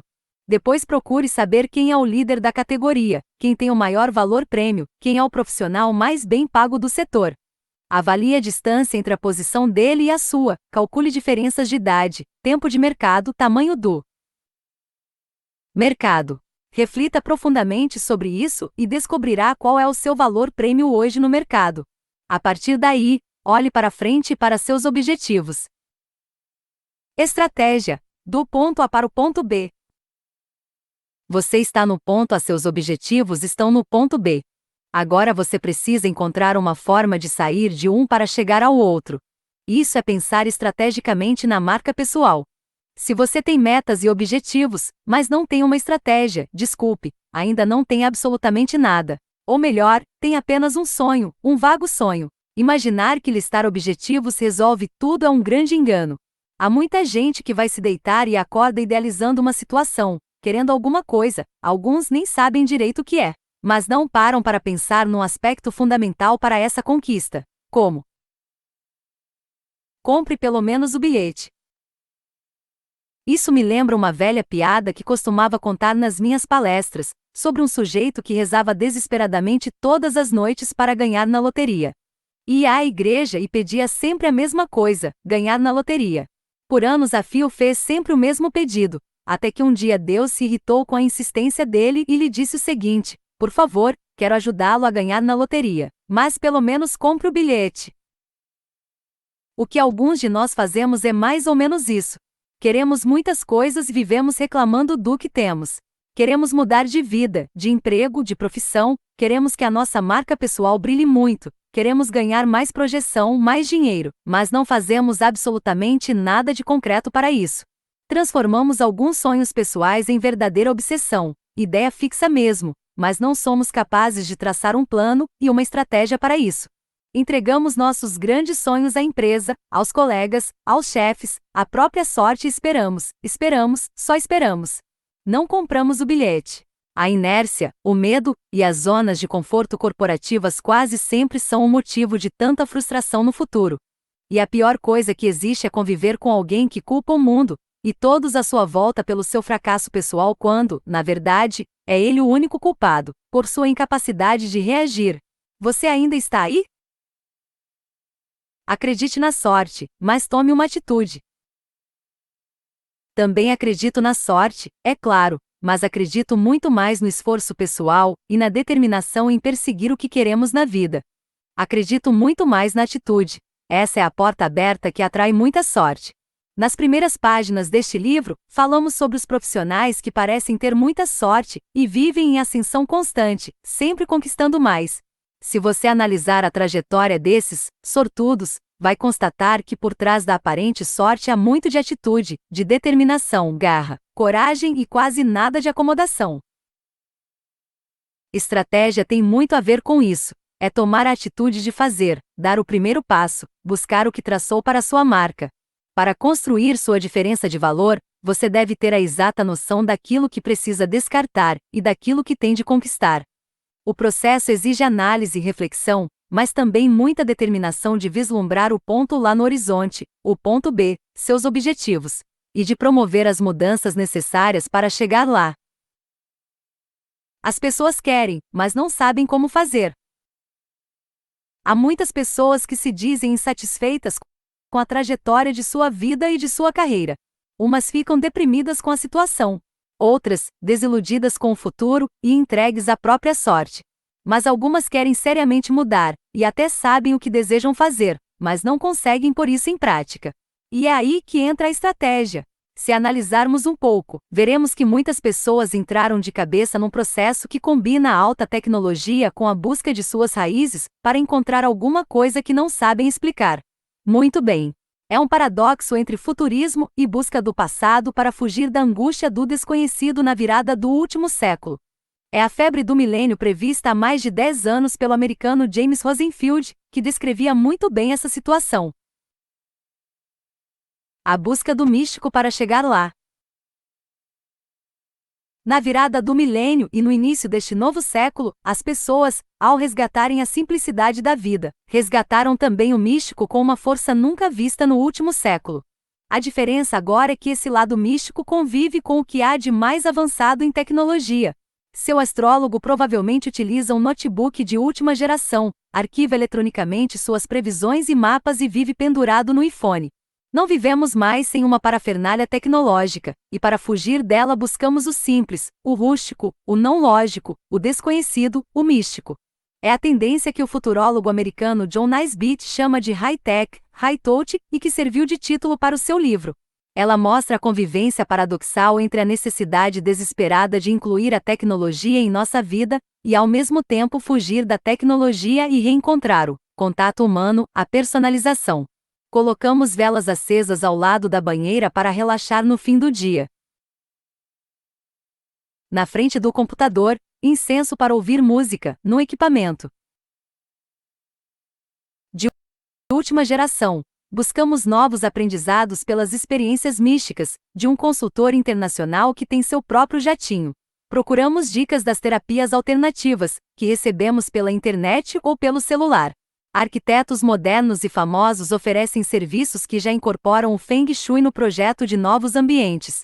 Existem consultores e especialistas em harmonização e limpeza espiritual de ambientes empresariais. É a versão moderna da velha benzedeira e dos galhos de arruda que se colocavam no escritório para evitar mal-olhado. Nunca se viu tanta busca pelos ensinamentos orientais, pelas curas não tradicionais, pela harmonização dos ambientes, pela cromoterapia, pela aromaterapia, pelos cristais, pelos ensinamentos budistas. Nunca se viu tanta gente colocando sininhos de vento nas janelas, querendo fazer reiki para harmonizar os chakras ou aplicar os ensinamentos milenares do Feng Shui em sua casa. A população hindu nos Estados Unidos passou de 70 mil, em 1977, para 800 mil alguns anos atrás. E o budismo, a religião oriental que cresce mais rápido nos Estados Unidos, tem aproximadamente 750 mil adeptos. A cantora Madonna, em mais uma de suas metamorfoses geniais, transformou-se em adepta fervorosa da Cabala, um misticismo judaico secular. As pessoas querem chegar lá.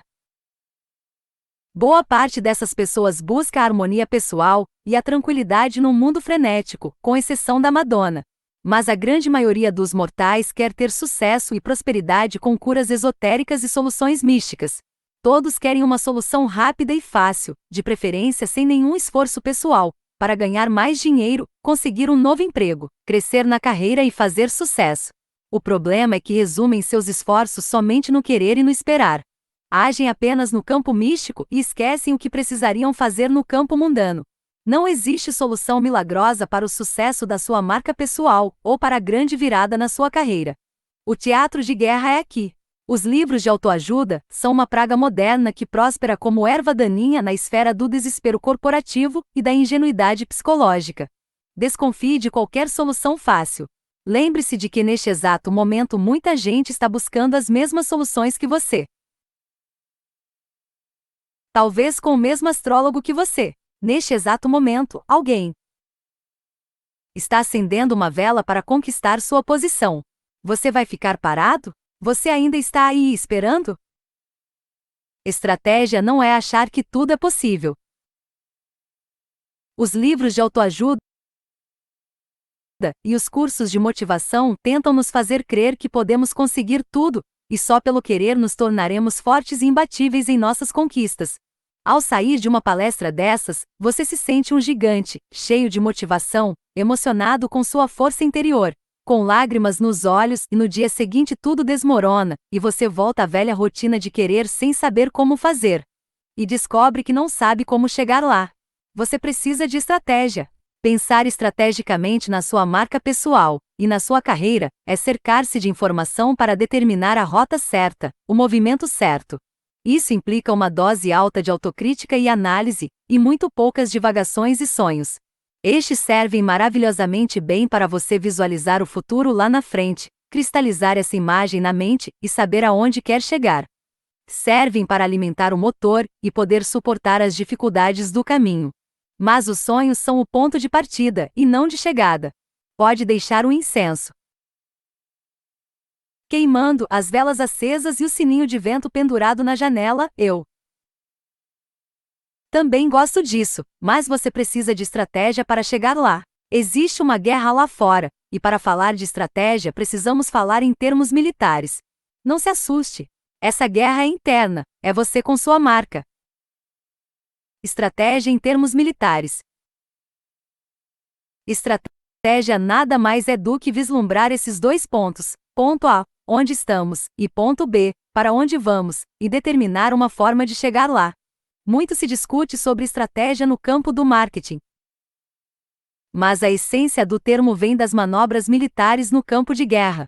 Estratégia é a arte militar de planejar e executar movimento e operação de tropas, navios e aviões para manter ou conquistar uma posição relativa ou potencial favorável a futuras ações táticas.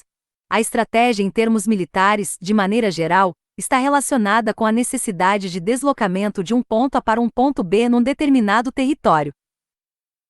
O conhecimento é básico em estratégia militar. Para deslocar uma tropa militar, equipamentos, carros de combate, blindados de um ponto a outro, os militares avaliam o território, analisam forças e fraquezas em termos numéricos, contingente militar, e em termos bélicos, força em equipamentos, armas e munições, e traçam uma estratégia de como chegar lá.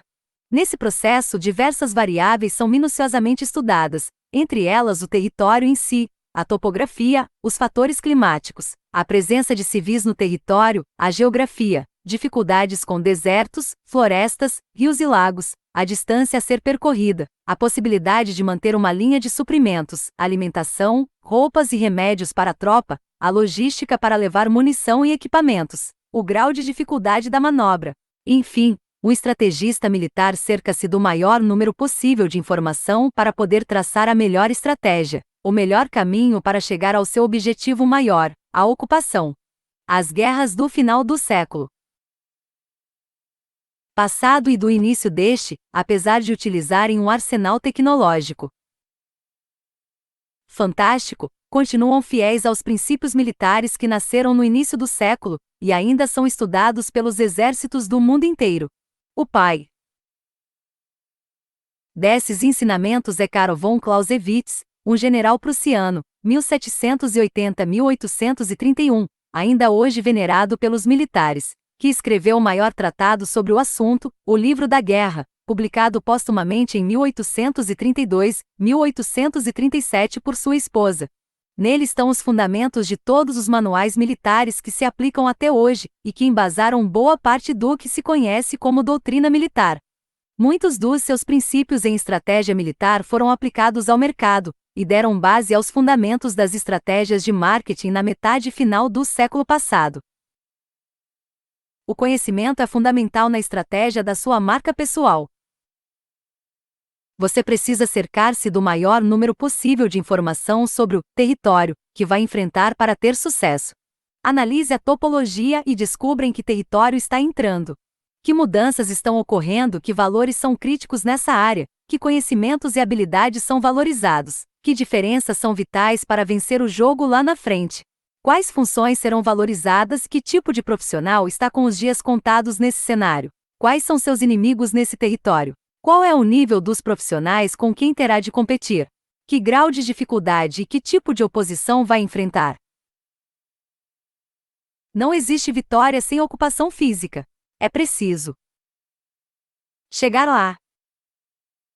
A Guerra do Golfo e a recente e interminável Guerra do Iraque são provas irrefutáveis do que estamos falando.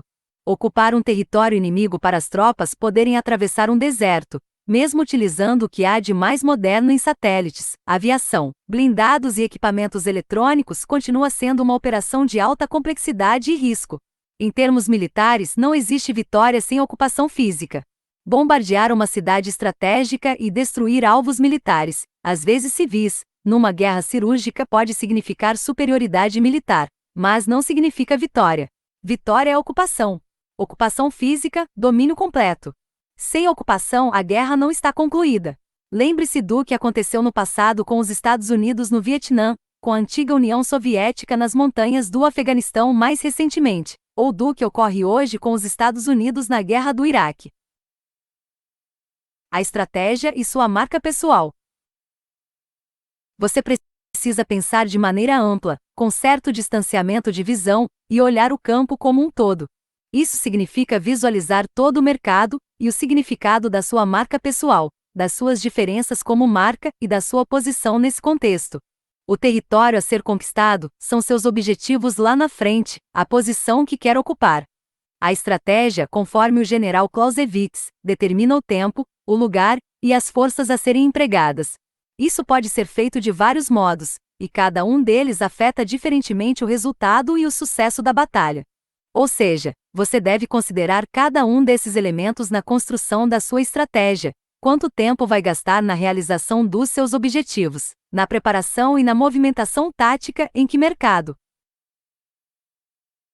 você está inserido, grau de competitividade em ascensão, estável em declínio, com que forças vai entrar em combate, empresas desta área, profissionais que disputam esse posicionamento, e a força que empregará nesse esforço até realizar seus objetivos, sua disponibilidade de tempo, energia, capital, conhecimentos, bagagem de experiência, habilidades, rede de contatos. Cada elemento combinado estabelecerá graus diferentes de potencialidade na estratégia. Você deve medir cada um, refletir sobre sua capacidade de implementação e determinar a melhor estratégia, lembrando sempre que a melhor delas é aquela que o colocará mais próximo da vitória com o mínimo de perdas, ou seja, aproveitando ao máximo todo o seu potencial. Conhecimentos, capacidades, imagem, atitudes. A estratégia está associada ao longo prazo. O sucesso estratégico é a preparação favorável à vitória de cada movimento tático que você vai empreender. A estratégia está associada aos objetivos a longo prazo, e as táticas relacionam-se com metas, ou seja, com o curto prazo. A visão estratégica é a movimentação do todo, é a movimentação geral de um ponto a outro.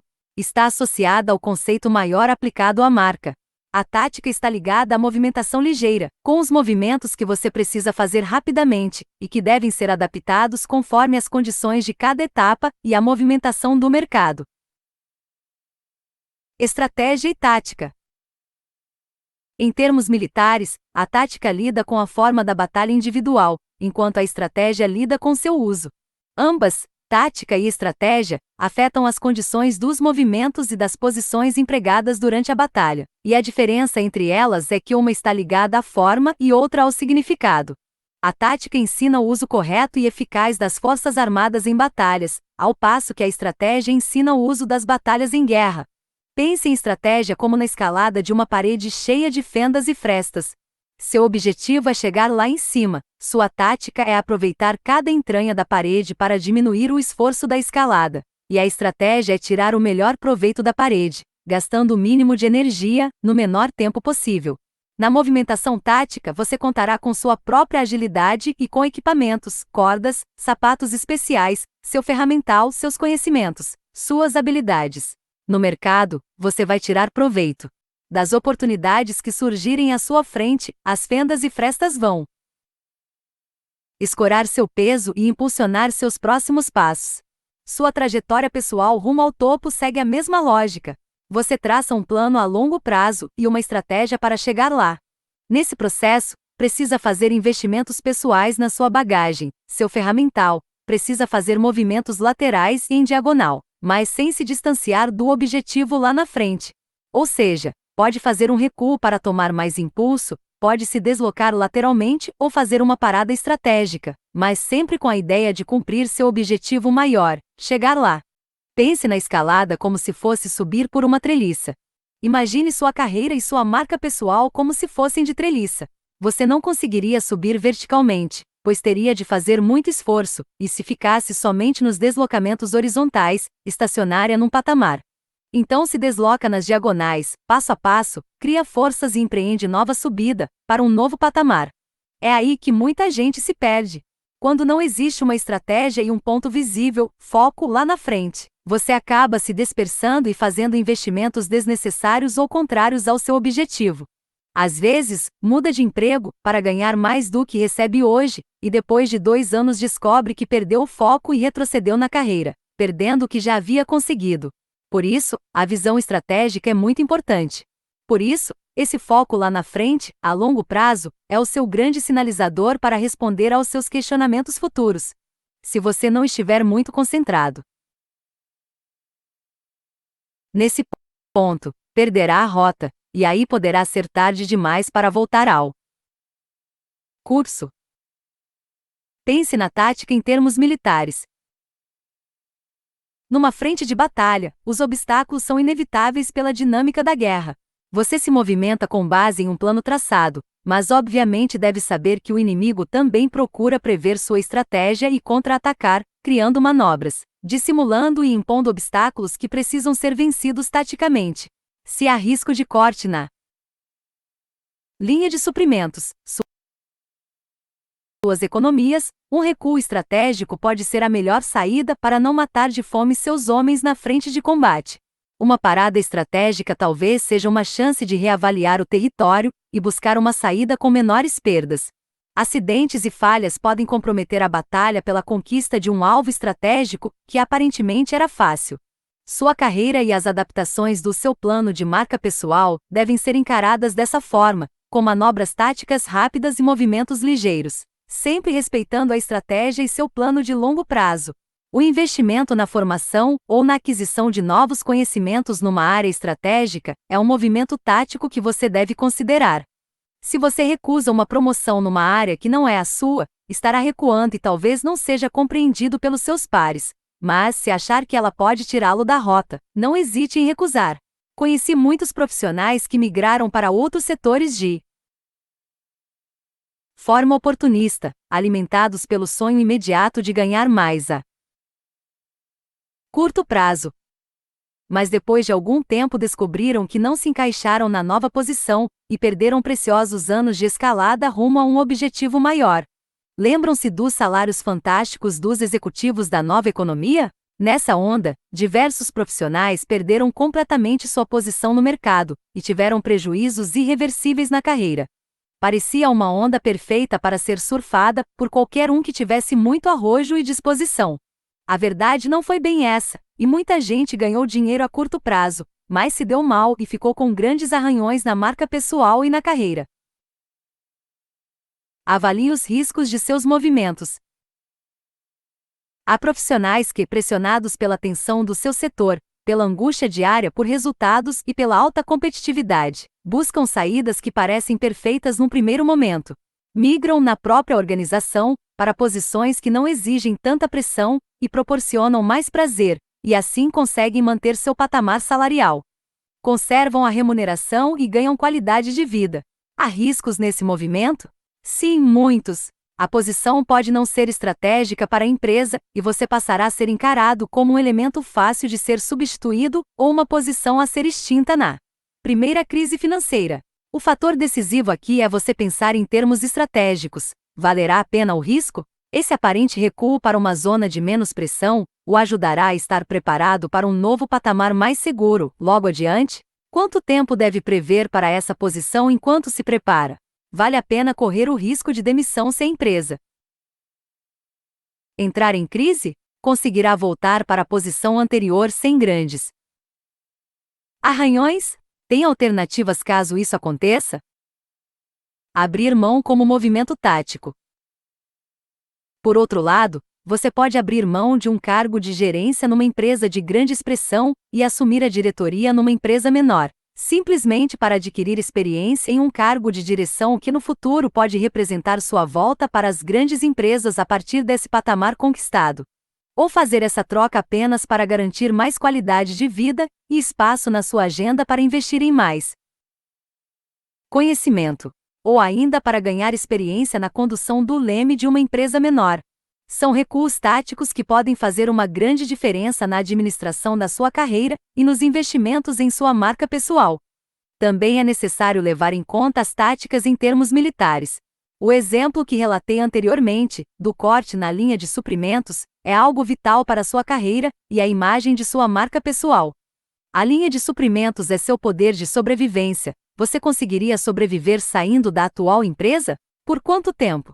Que riscos devem ser considerados nesse afastamento? Recuo estratégico. Parar como movimento tático. Você precisa considerar se o movimento tático que o tirará do mercado por algum tempo pode agregar valor suficiente à sua marca para lhe permitir voltar ao mercado num patamar superior. Um MBA no exterior talvez seja um ótimo investimento nos seus ativos de marca, mas é bom avaliar se, ao voltar, após alguns anos, você conseguirá se recolocar. O valor investido pode ser recuperado? Em que prazo? Que riscos devem ser considerados nessa decisão? A maioria das pessoas se prende aos manuais e faz investimentos que nunca serão recuperados simplesmente porque todo mundo está fazendo. Se os manuais ensinam que todos devem investir no conhecimento de 2 línguas estrangeiras para estar aptos no mercado, você pode estudar outro idioma que não inglês ou espanhol. O que deve sempre ser avaliado é quanto de valor esse investimento incrementará a sua marca pessoal, e se no momento ele é estratégico para a consecução do seu plano, e também quanta diferença ele trará. Ou seja, pense em criar diferenças para a sua marca no mercado. É nisso que deve se concentrar e pensar estrategicamente. Talvez você descubra que outra língua estrangeira no seu currículo pode ser mais estratégica, mandarim, se estiver pensando em possibilidades de negócios com a China, ou que um mestrado lhe trará muito mais valor do que uma terceira língua estrangeira, pelo menos nesse momento. Ou ainda que esse conhecimento estratégico não vem de uma nova língua estrangeira nem de um mestrado, mas de um mergulho em leituras e cursos rápidos em determinada área, no desenvolvimento de uma habilidade, ou na transformação de uma paixão pessoal em diferencial. Não se atenha aos manuais. Não fique preso aos manuais, nem considere este livro um manual. Fuja das regras e de preferência desconsidere os manuais. Rasgue-os, se for preciso, e use o bom senso. Pense bem e avalie sempre com a visão estratégica lá na frente, no seu objetivo maior. Assim ficará mais fácil definir o que fazer ou no que investir. Existe uma guerra lá fora. Uma guerra de percepções. Todos os grandes generais do mundo, em todas as épocas, sempre afirmaram que não existem manuais que sobrevivam ao combate no campo de batalha. Existem, sim, generais brilhantes, estratégias perfeitas e fundamentos da doutrina da guerra que você deve sempre considerar. O vice-almirante João Carlos Gonçalves Caminha, no volume 2 do livro Delineamentos da Estratégia, explica: o general Moltke, durante 3 décadas, chefe do Estado-Maior do Exército Alemão, também rejeitou a ideia de que algum estrategista pudesse seguir um rígido conjunto de regras. Segundo ele, a estratégia era a arte das ações sob pressão nas mais difíceis condições e pertencia, assim, a um sistema de fazer deslocamentos oportunos, sendo, portanto, um sistema de expedientes ad hoc. Migrar para outro setor como manobra tática. Você pode considerar como movimento tático em sua estratégia, até mesmo a ideia de migrar para outra posição na empresa, num cargo menos vantajoso do ponto de vista financeiro, desde que ela seja estratégica para seus planos. Leve em conta a visibilidade do cargo, a possibilidade de estabelecer novos relacionamentos para sua rede, de adquirir novos conhecimentos, novas experiências, novos contatos. Haja sempre com um olho bem à frente, sem desgrudar do seu objetivo maior. Muitas vezes, migrar para uma nova área, ou até mesmo para uma nova empresa, pode ser um movimento tático interessante. Aceitar um novo desafio pode ser algo importante quando pensamos na tática de treliça na carreira e em movimentos ascendentes na diagonal. Ocupação pelos flancos como tática. Imagine um grande território a ser conquistado, e sua vitória com a ocupação desse espaço. Em termos militares, a avaliação de forças que entrarão em combate é vital para a consecução da estratégia. Os militares avaliam bem o poderio de cada lado, e só aí traçam os planos de uma batalha. Reflita com cuidado sobre as barreiras que você tem pela frente para traçar sua estratégia de marca pessoal. Certamente vai encontrar uma série de obstáculos, e alguns deles serão intransponíveis. O general chinês Sun Tzu, 500 anos antes de Cristo, dizia que, se houver um grande desequilíbrio de forças, isso não quer dizer que você vai perder, e sim que não deve atacar seu inimigo pela frente, mas pelos lados, pelos flancos. Seria ingenuidade atacar frontalmente uma força muito superior à sua. Sem dúvida, seria um movimento suicida. Assim, considere a hipótese de contornar esse obstáculo e atacar pelos lados. Trata-se de uma manobra tática que pode ser um deslocamento lateral estratégico. Transponha isso para a sua carreira. Qual é o grande obstáculo à sua frente? Ele é intransponível? Há possibilidade de transpor essa barreira pelas laterais? Dá para contornar? Derrubar o oponente como manobra tática. Os lutadores de vale tudo, uma moda que empolga os homens no mundo todo, e é uma verdadeira febre no Japão, desde os anos 1990. Seguem à risca essa regra. Eventos como o Pride no Japão lotam estádios com cerca de 50 mil pessoas para ver astros desse esporte, que chega a pagar mais de $1 milhão para o vencedor do evento principal.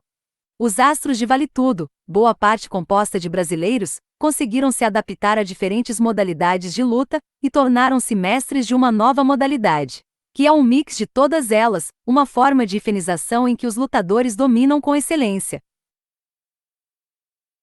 Várias especializações marciais, formando uma nova casta de lutadores do mundo das artes marciais.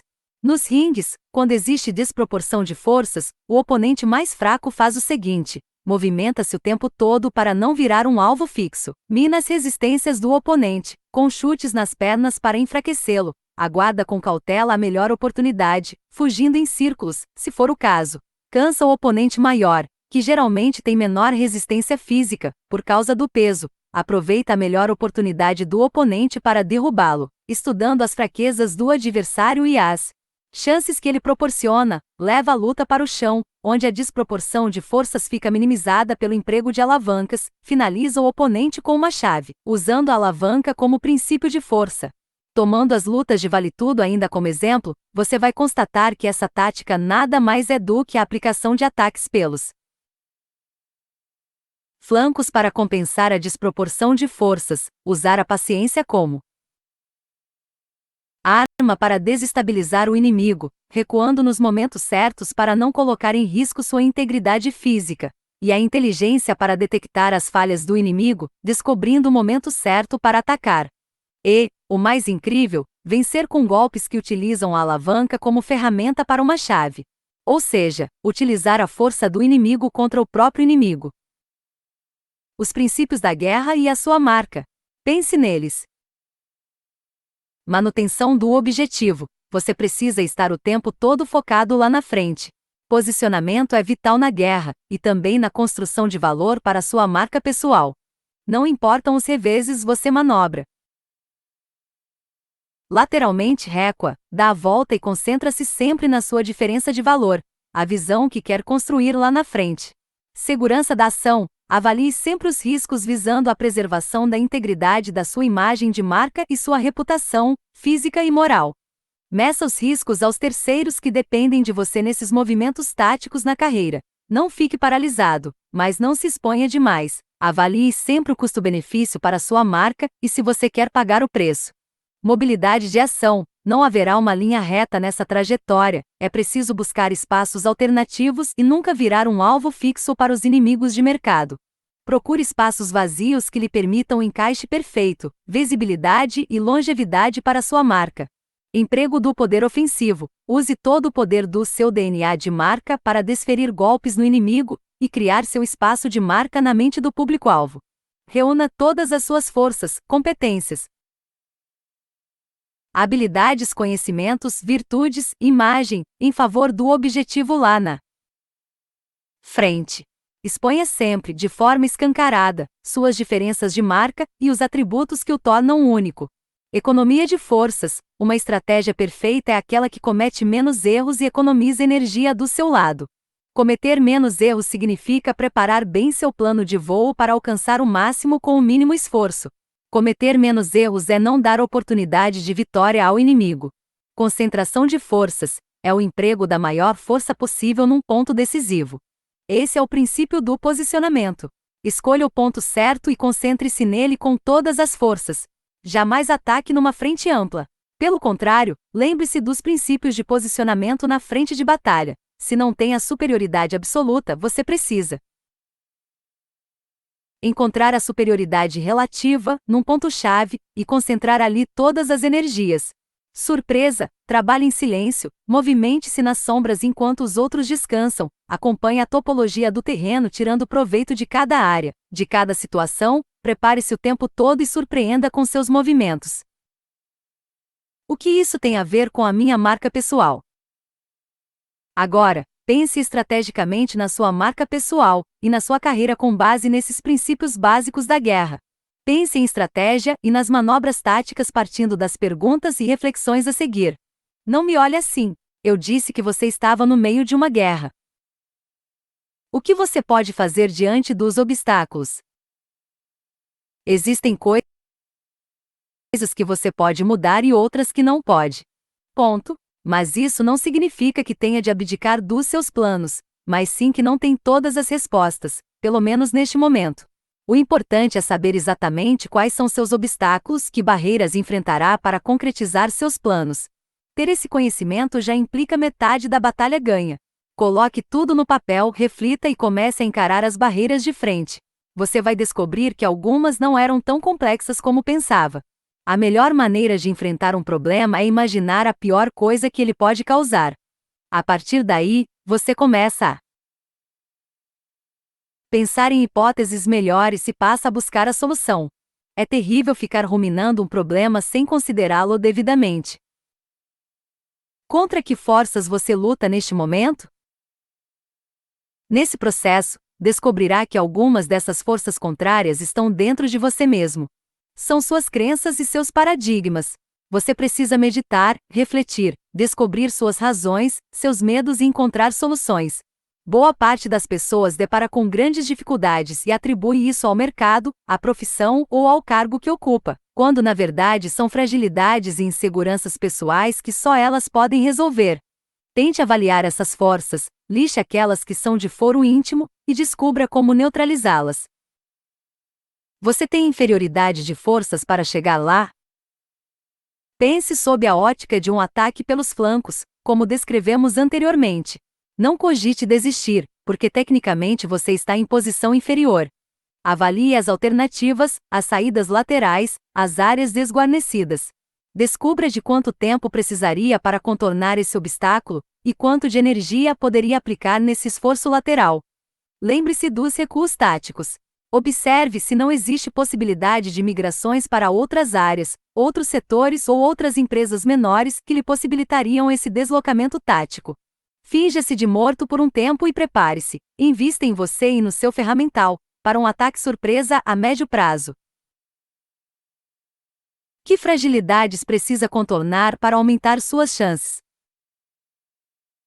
Pegue imediatamente sua lista de fragilidades, seu passivo de marca, e reflita sobre cada aspecto negativo que você listou. Veja o que pode ser considerado urgente e o que pode ser minimizado a médio prazo sem grandes problemas. Reflita sobre cada um desses aspectos e avalie meticulosamente aqueles que podem representar a vida ou a morte para sua marca. Avalie a dissonância entre os valores que encontra em você mesmo e aqueles que projetou para o seu DNA de marca pessoal. Quais deles podem ser trabalhados imediatamente para corrigir essa dissonância cognitiva e melhorar a percepção, o valor, na sua audiência de marca? Quais caminhos são estratégicos e quais podem ser armadilhas? Lembre-se de que tudo o que você está fazendo tem um único objetivo: diferenciar e agregar valor à sua marca pessoal. Torná-la única e com mais valor é seu grande objetivo. Nunca perca essa perspectiva. Ela é seu filtro para a tomada de decisão na avaliação do que é uma oportunidade, um caminho estratégico, e o que é pura armadilha do destino para tirá-lo da sua rota. Para ter clareza, nunca pense somente a curto prazo. Pense estrategicamente a médio e a longo prazos e avalie o significado dessa decisão na sua trajetória de marca pessoal. Pense em termos de reconhecimento da sua marca pessoal e de busca de notoriedade e reputação, e não só na visibilidade. A visibilidade a curto prazo pode ser uma armadilha para o futuro. Avalie seus projetos pela ótica da visibilidade. Visibilidade que pode agregar valor à sua marca, gerar novos negócios, melhorar a exposição, comunicar melhor seus atributos positivos, mas contraponha sempre pela ótica da longevidade da sua marca pessoal. Esses são os dois vetores a ser considerados para quem almeja o sucesso na construção de sua marca pessoal. Alta visibilidade pode gerar ganhos imediatos, mas também comprometer seus planos no futuro, se não for bem calculada. Visibilidade boa para sua marca é aquela que agrega valor, que o coloca no campo onde quer ser percebido, que valoriza seus melhores atributos.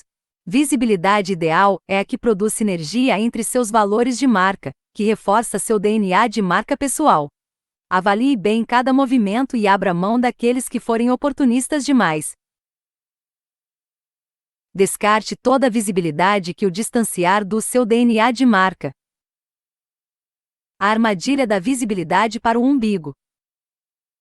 Exposições na coluna social são ótimas para o ego, mas, dependendo do ramo em que você atua, podem diminuir seu valor como profissional e comprometer sua imagem a longo prazo. Ser conhecido pela grande massa que talvez não o interesse, pelos leitores de coluna social e pelas revistas de fofocas, pode não ser nada valioso para sua marca e muitas vezes representa até um gol contra na carreira. Pense no absurdo a que alguns profissionais têm de se submeter simplesmente para aparecer numa revista de celebridades. É patético ver algumas celebridades segurando uma enorme escova de dentes com a marca do patrocinador só para aparecer na revista, e, é claro, passar um fim de semana comendo de graça numa praia famosa cheia de outros famosos. Visibilidade alta e ego inflado, mas zero de valor agregado para a marca. Muitas vezes seria melhor manter um clima de mistério sobre a vida pessoal para evitar que as pessoas se decepcionassem com você naquele roupão ridículo à beira da piscina. Naquela mesa falsa no jardim, tomando suco de laranja com a família, e todos com cara de propaganda americana de margarina. Busque exposições com valor para sua marca. Dar uma palestra pode ser uma ótima oportunidade, dependendo do público-alvo, da credibilidade do evento e do que a palestra significa para sua carreira. Pode ser ótimo para sua imagem e para a notoriedade da sua marca. Você pode concretizar a oportunidade de enfocar toda a sua força, como especialista, e conquistar o público com sua performance. Mas, como toda ação de visibilidade envolve riscos, se você não estiver preparado o suficiente ou não for o tipo de exposição em que tem ótima performance, talvez seja muito ruim para a sua imagem. Avalie também estrategicamente o tipo de exposição que você terá, e se realmente vale a pena o esforço. Se aceitar todos os convites para palestras e entrevistas, você vai virar arroz de festa e perderá o valor. Caso seja extremamente seletivo, pode perder ótimas oportunidades de exposição e tornar-se um sujeito snob. Avalie muito bem o que é estratégico e o que é armadilha. Isso o ajudará a se manter no caminho dos seus objetivos. Descubra a melhor forma para sua exposição de marca. Pense em tudo o que pode ser feito para melhorar sua exposição com valor no mercado. Pense em palestras, em escrever artigos, um livro. Pense em contribuir regularmente para uma revista do seu setor. Pense em trabalhar como voluntário numa ONG que tenha a ver com sua marca. Pense em trabalhar gratuitamente para uma entidade de classe. Pense em promover uma exposição dos seus trabalhos. Pense em se juntar a um grupo profissional. Pense no que poderia fazer na sua empresa com repercussão interna e externa. Pense em como contribuir para a cidade, para uma causa social. Pense em dar aulas. Pense em publicar uma tese. Sei lá. Muitas coisas podem ser feitas para melhorar sua exposição e agregar valor à sua imagem, mas pense com critério, e evite a saída fácil das exposições em coquetéis e vernissagens.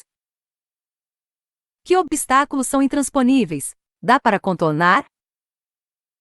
Busque formas alternativas para deslocar-se. O segredo dos grandes estrategistas é ver o que os outros não veem. Uma grande barreira pode ser uma ótima oportunidade de refletir sobre novos caminhos. Nenhuma barreira é totalmente intransponível. E se for, sempre haverá um caminho alternativo. Procure aprender a diferença na prática entre os verbos olhar e ver. Reconheça as oportunidades que não estão totalmente expostas. Observe o que está além dos limites do tradicional. Pense em formas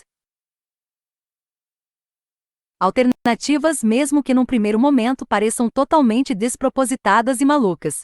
Ninguém que tenha conseguido grande sucesso, alta visibilidade e notoriedade trilhou os mesmos caminhos que todo mundo já tinha percorrido. Geralmente, o sucesso está associado à realização de uma forma diferente. Avalie o que é realmente barreira e o que é paradigma na sua carreira. Quanta paciência tenho para suportar a posição atual?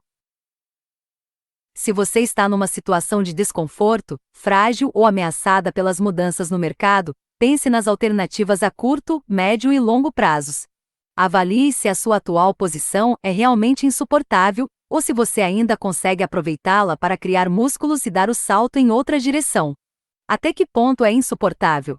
Dá para buscar mais algumas doses extras de paciência enquanto traça seus planos e cria as condições necessárias para mudar o curso da sua vida.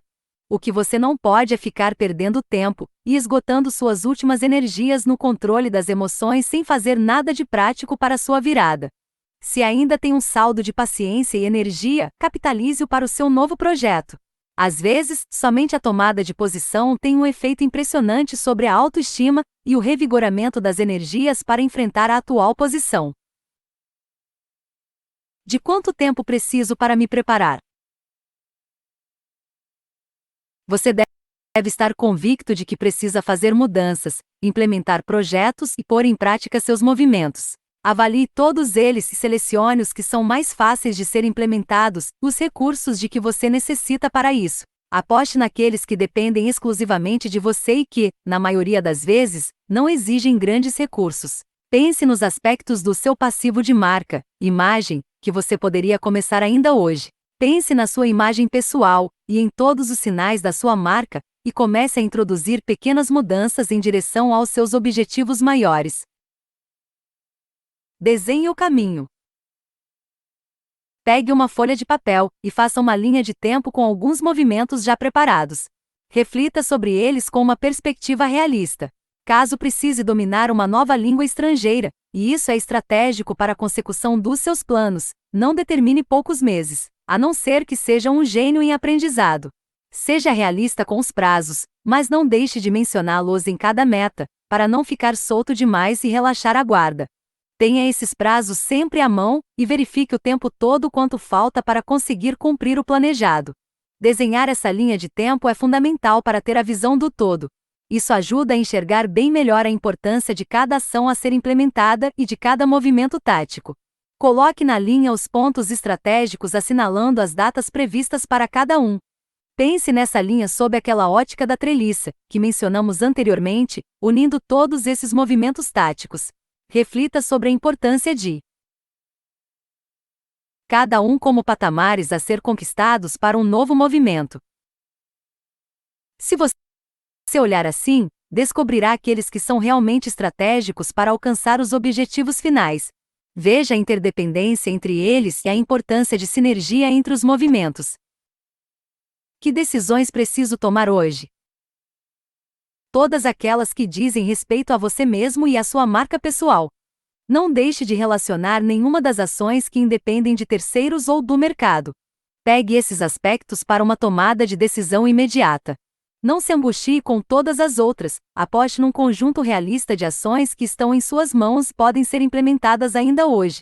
Lembra-se de quando falávamos sobre o poder da atitude?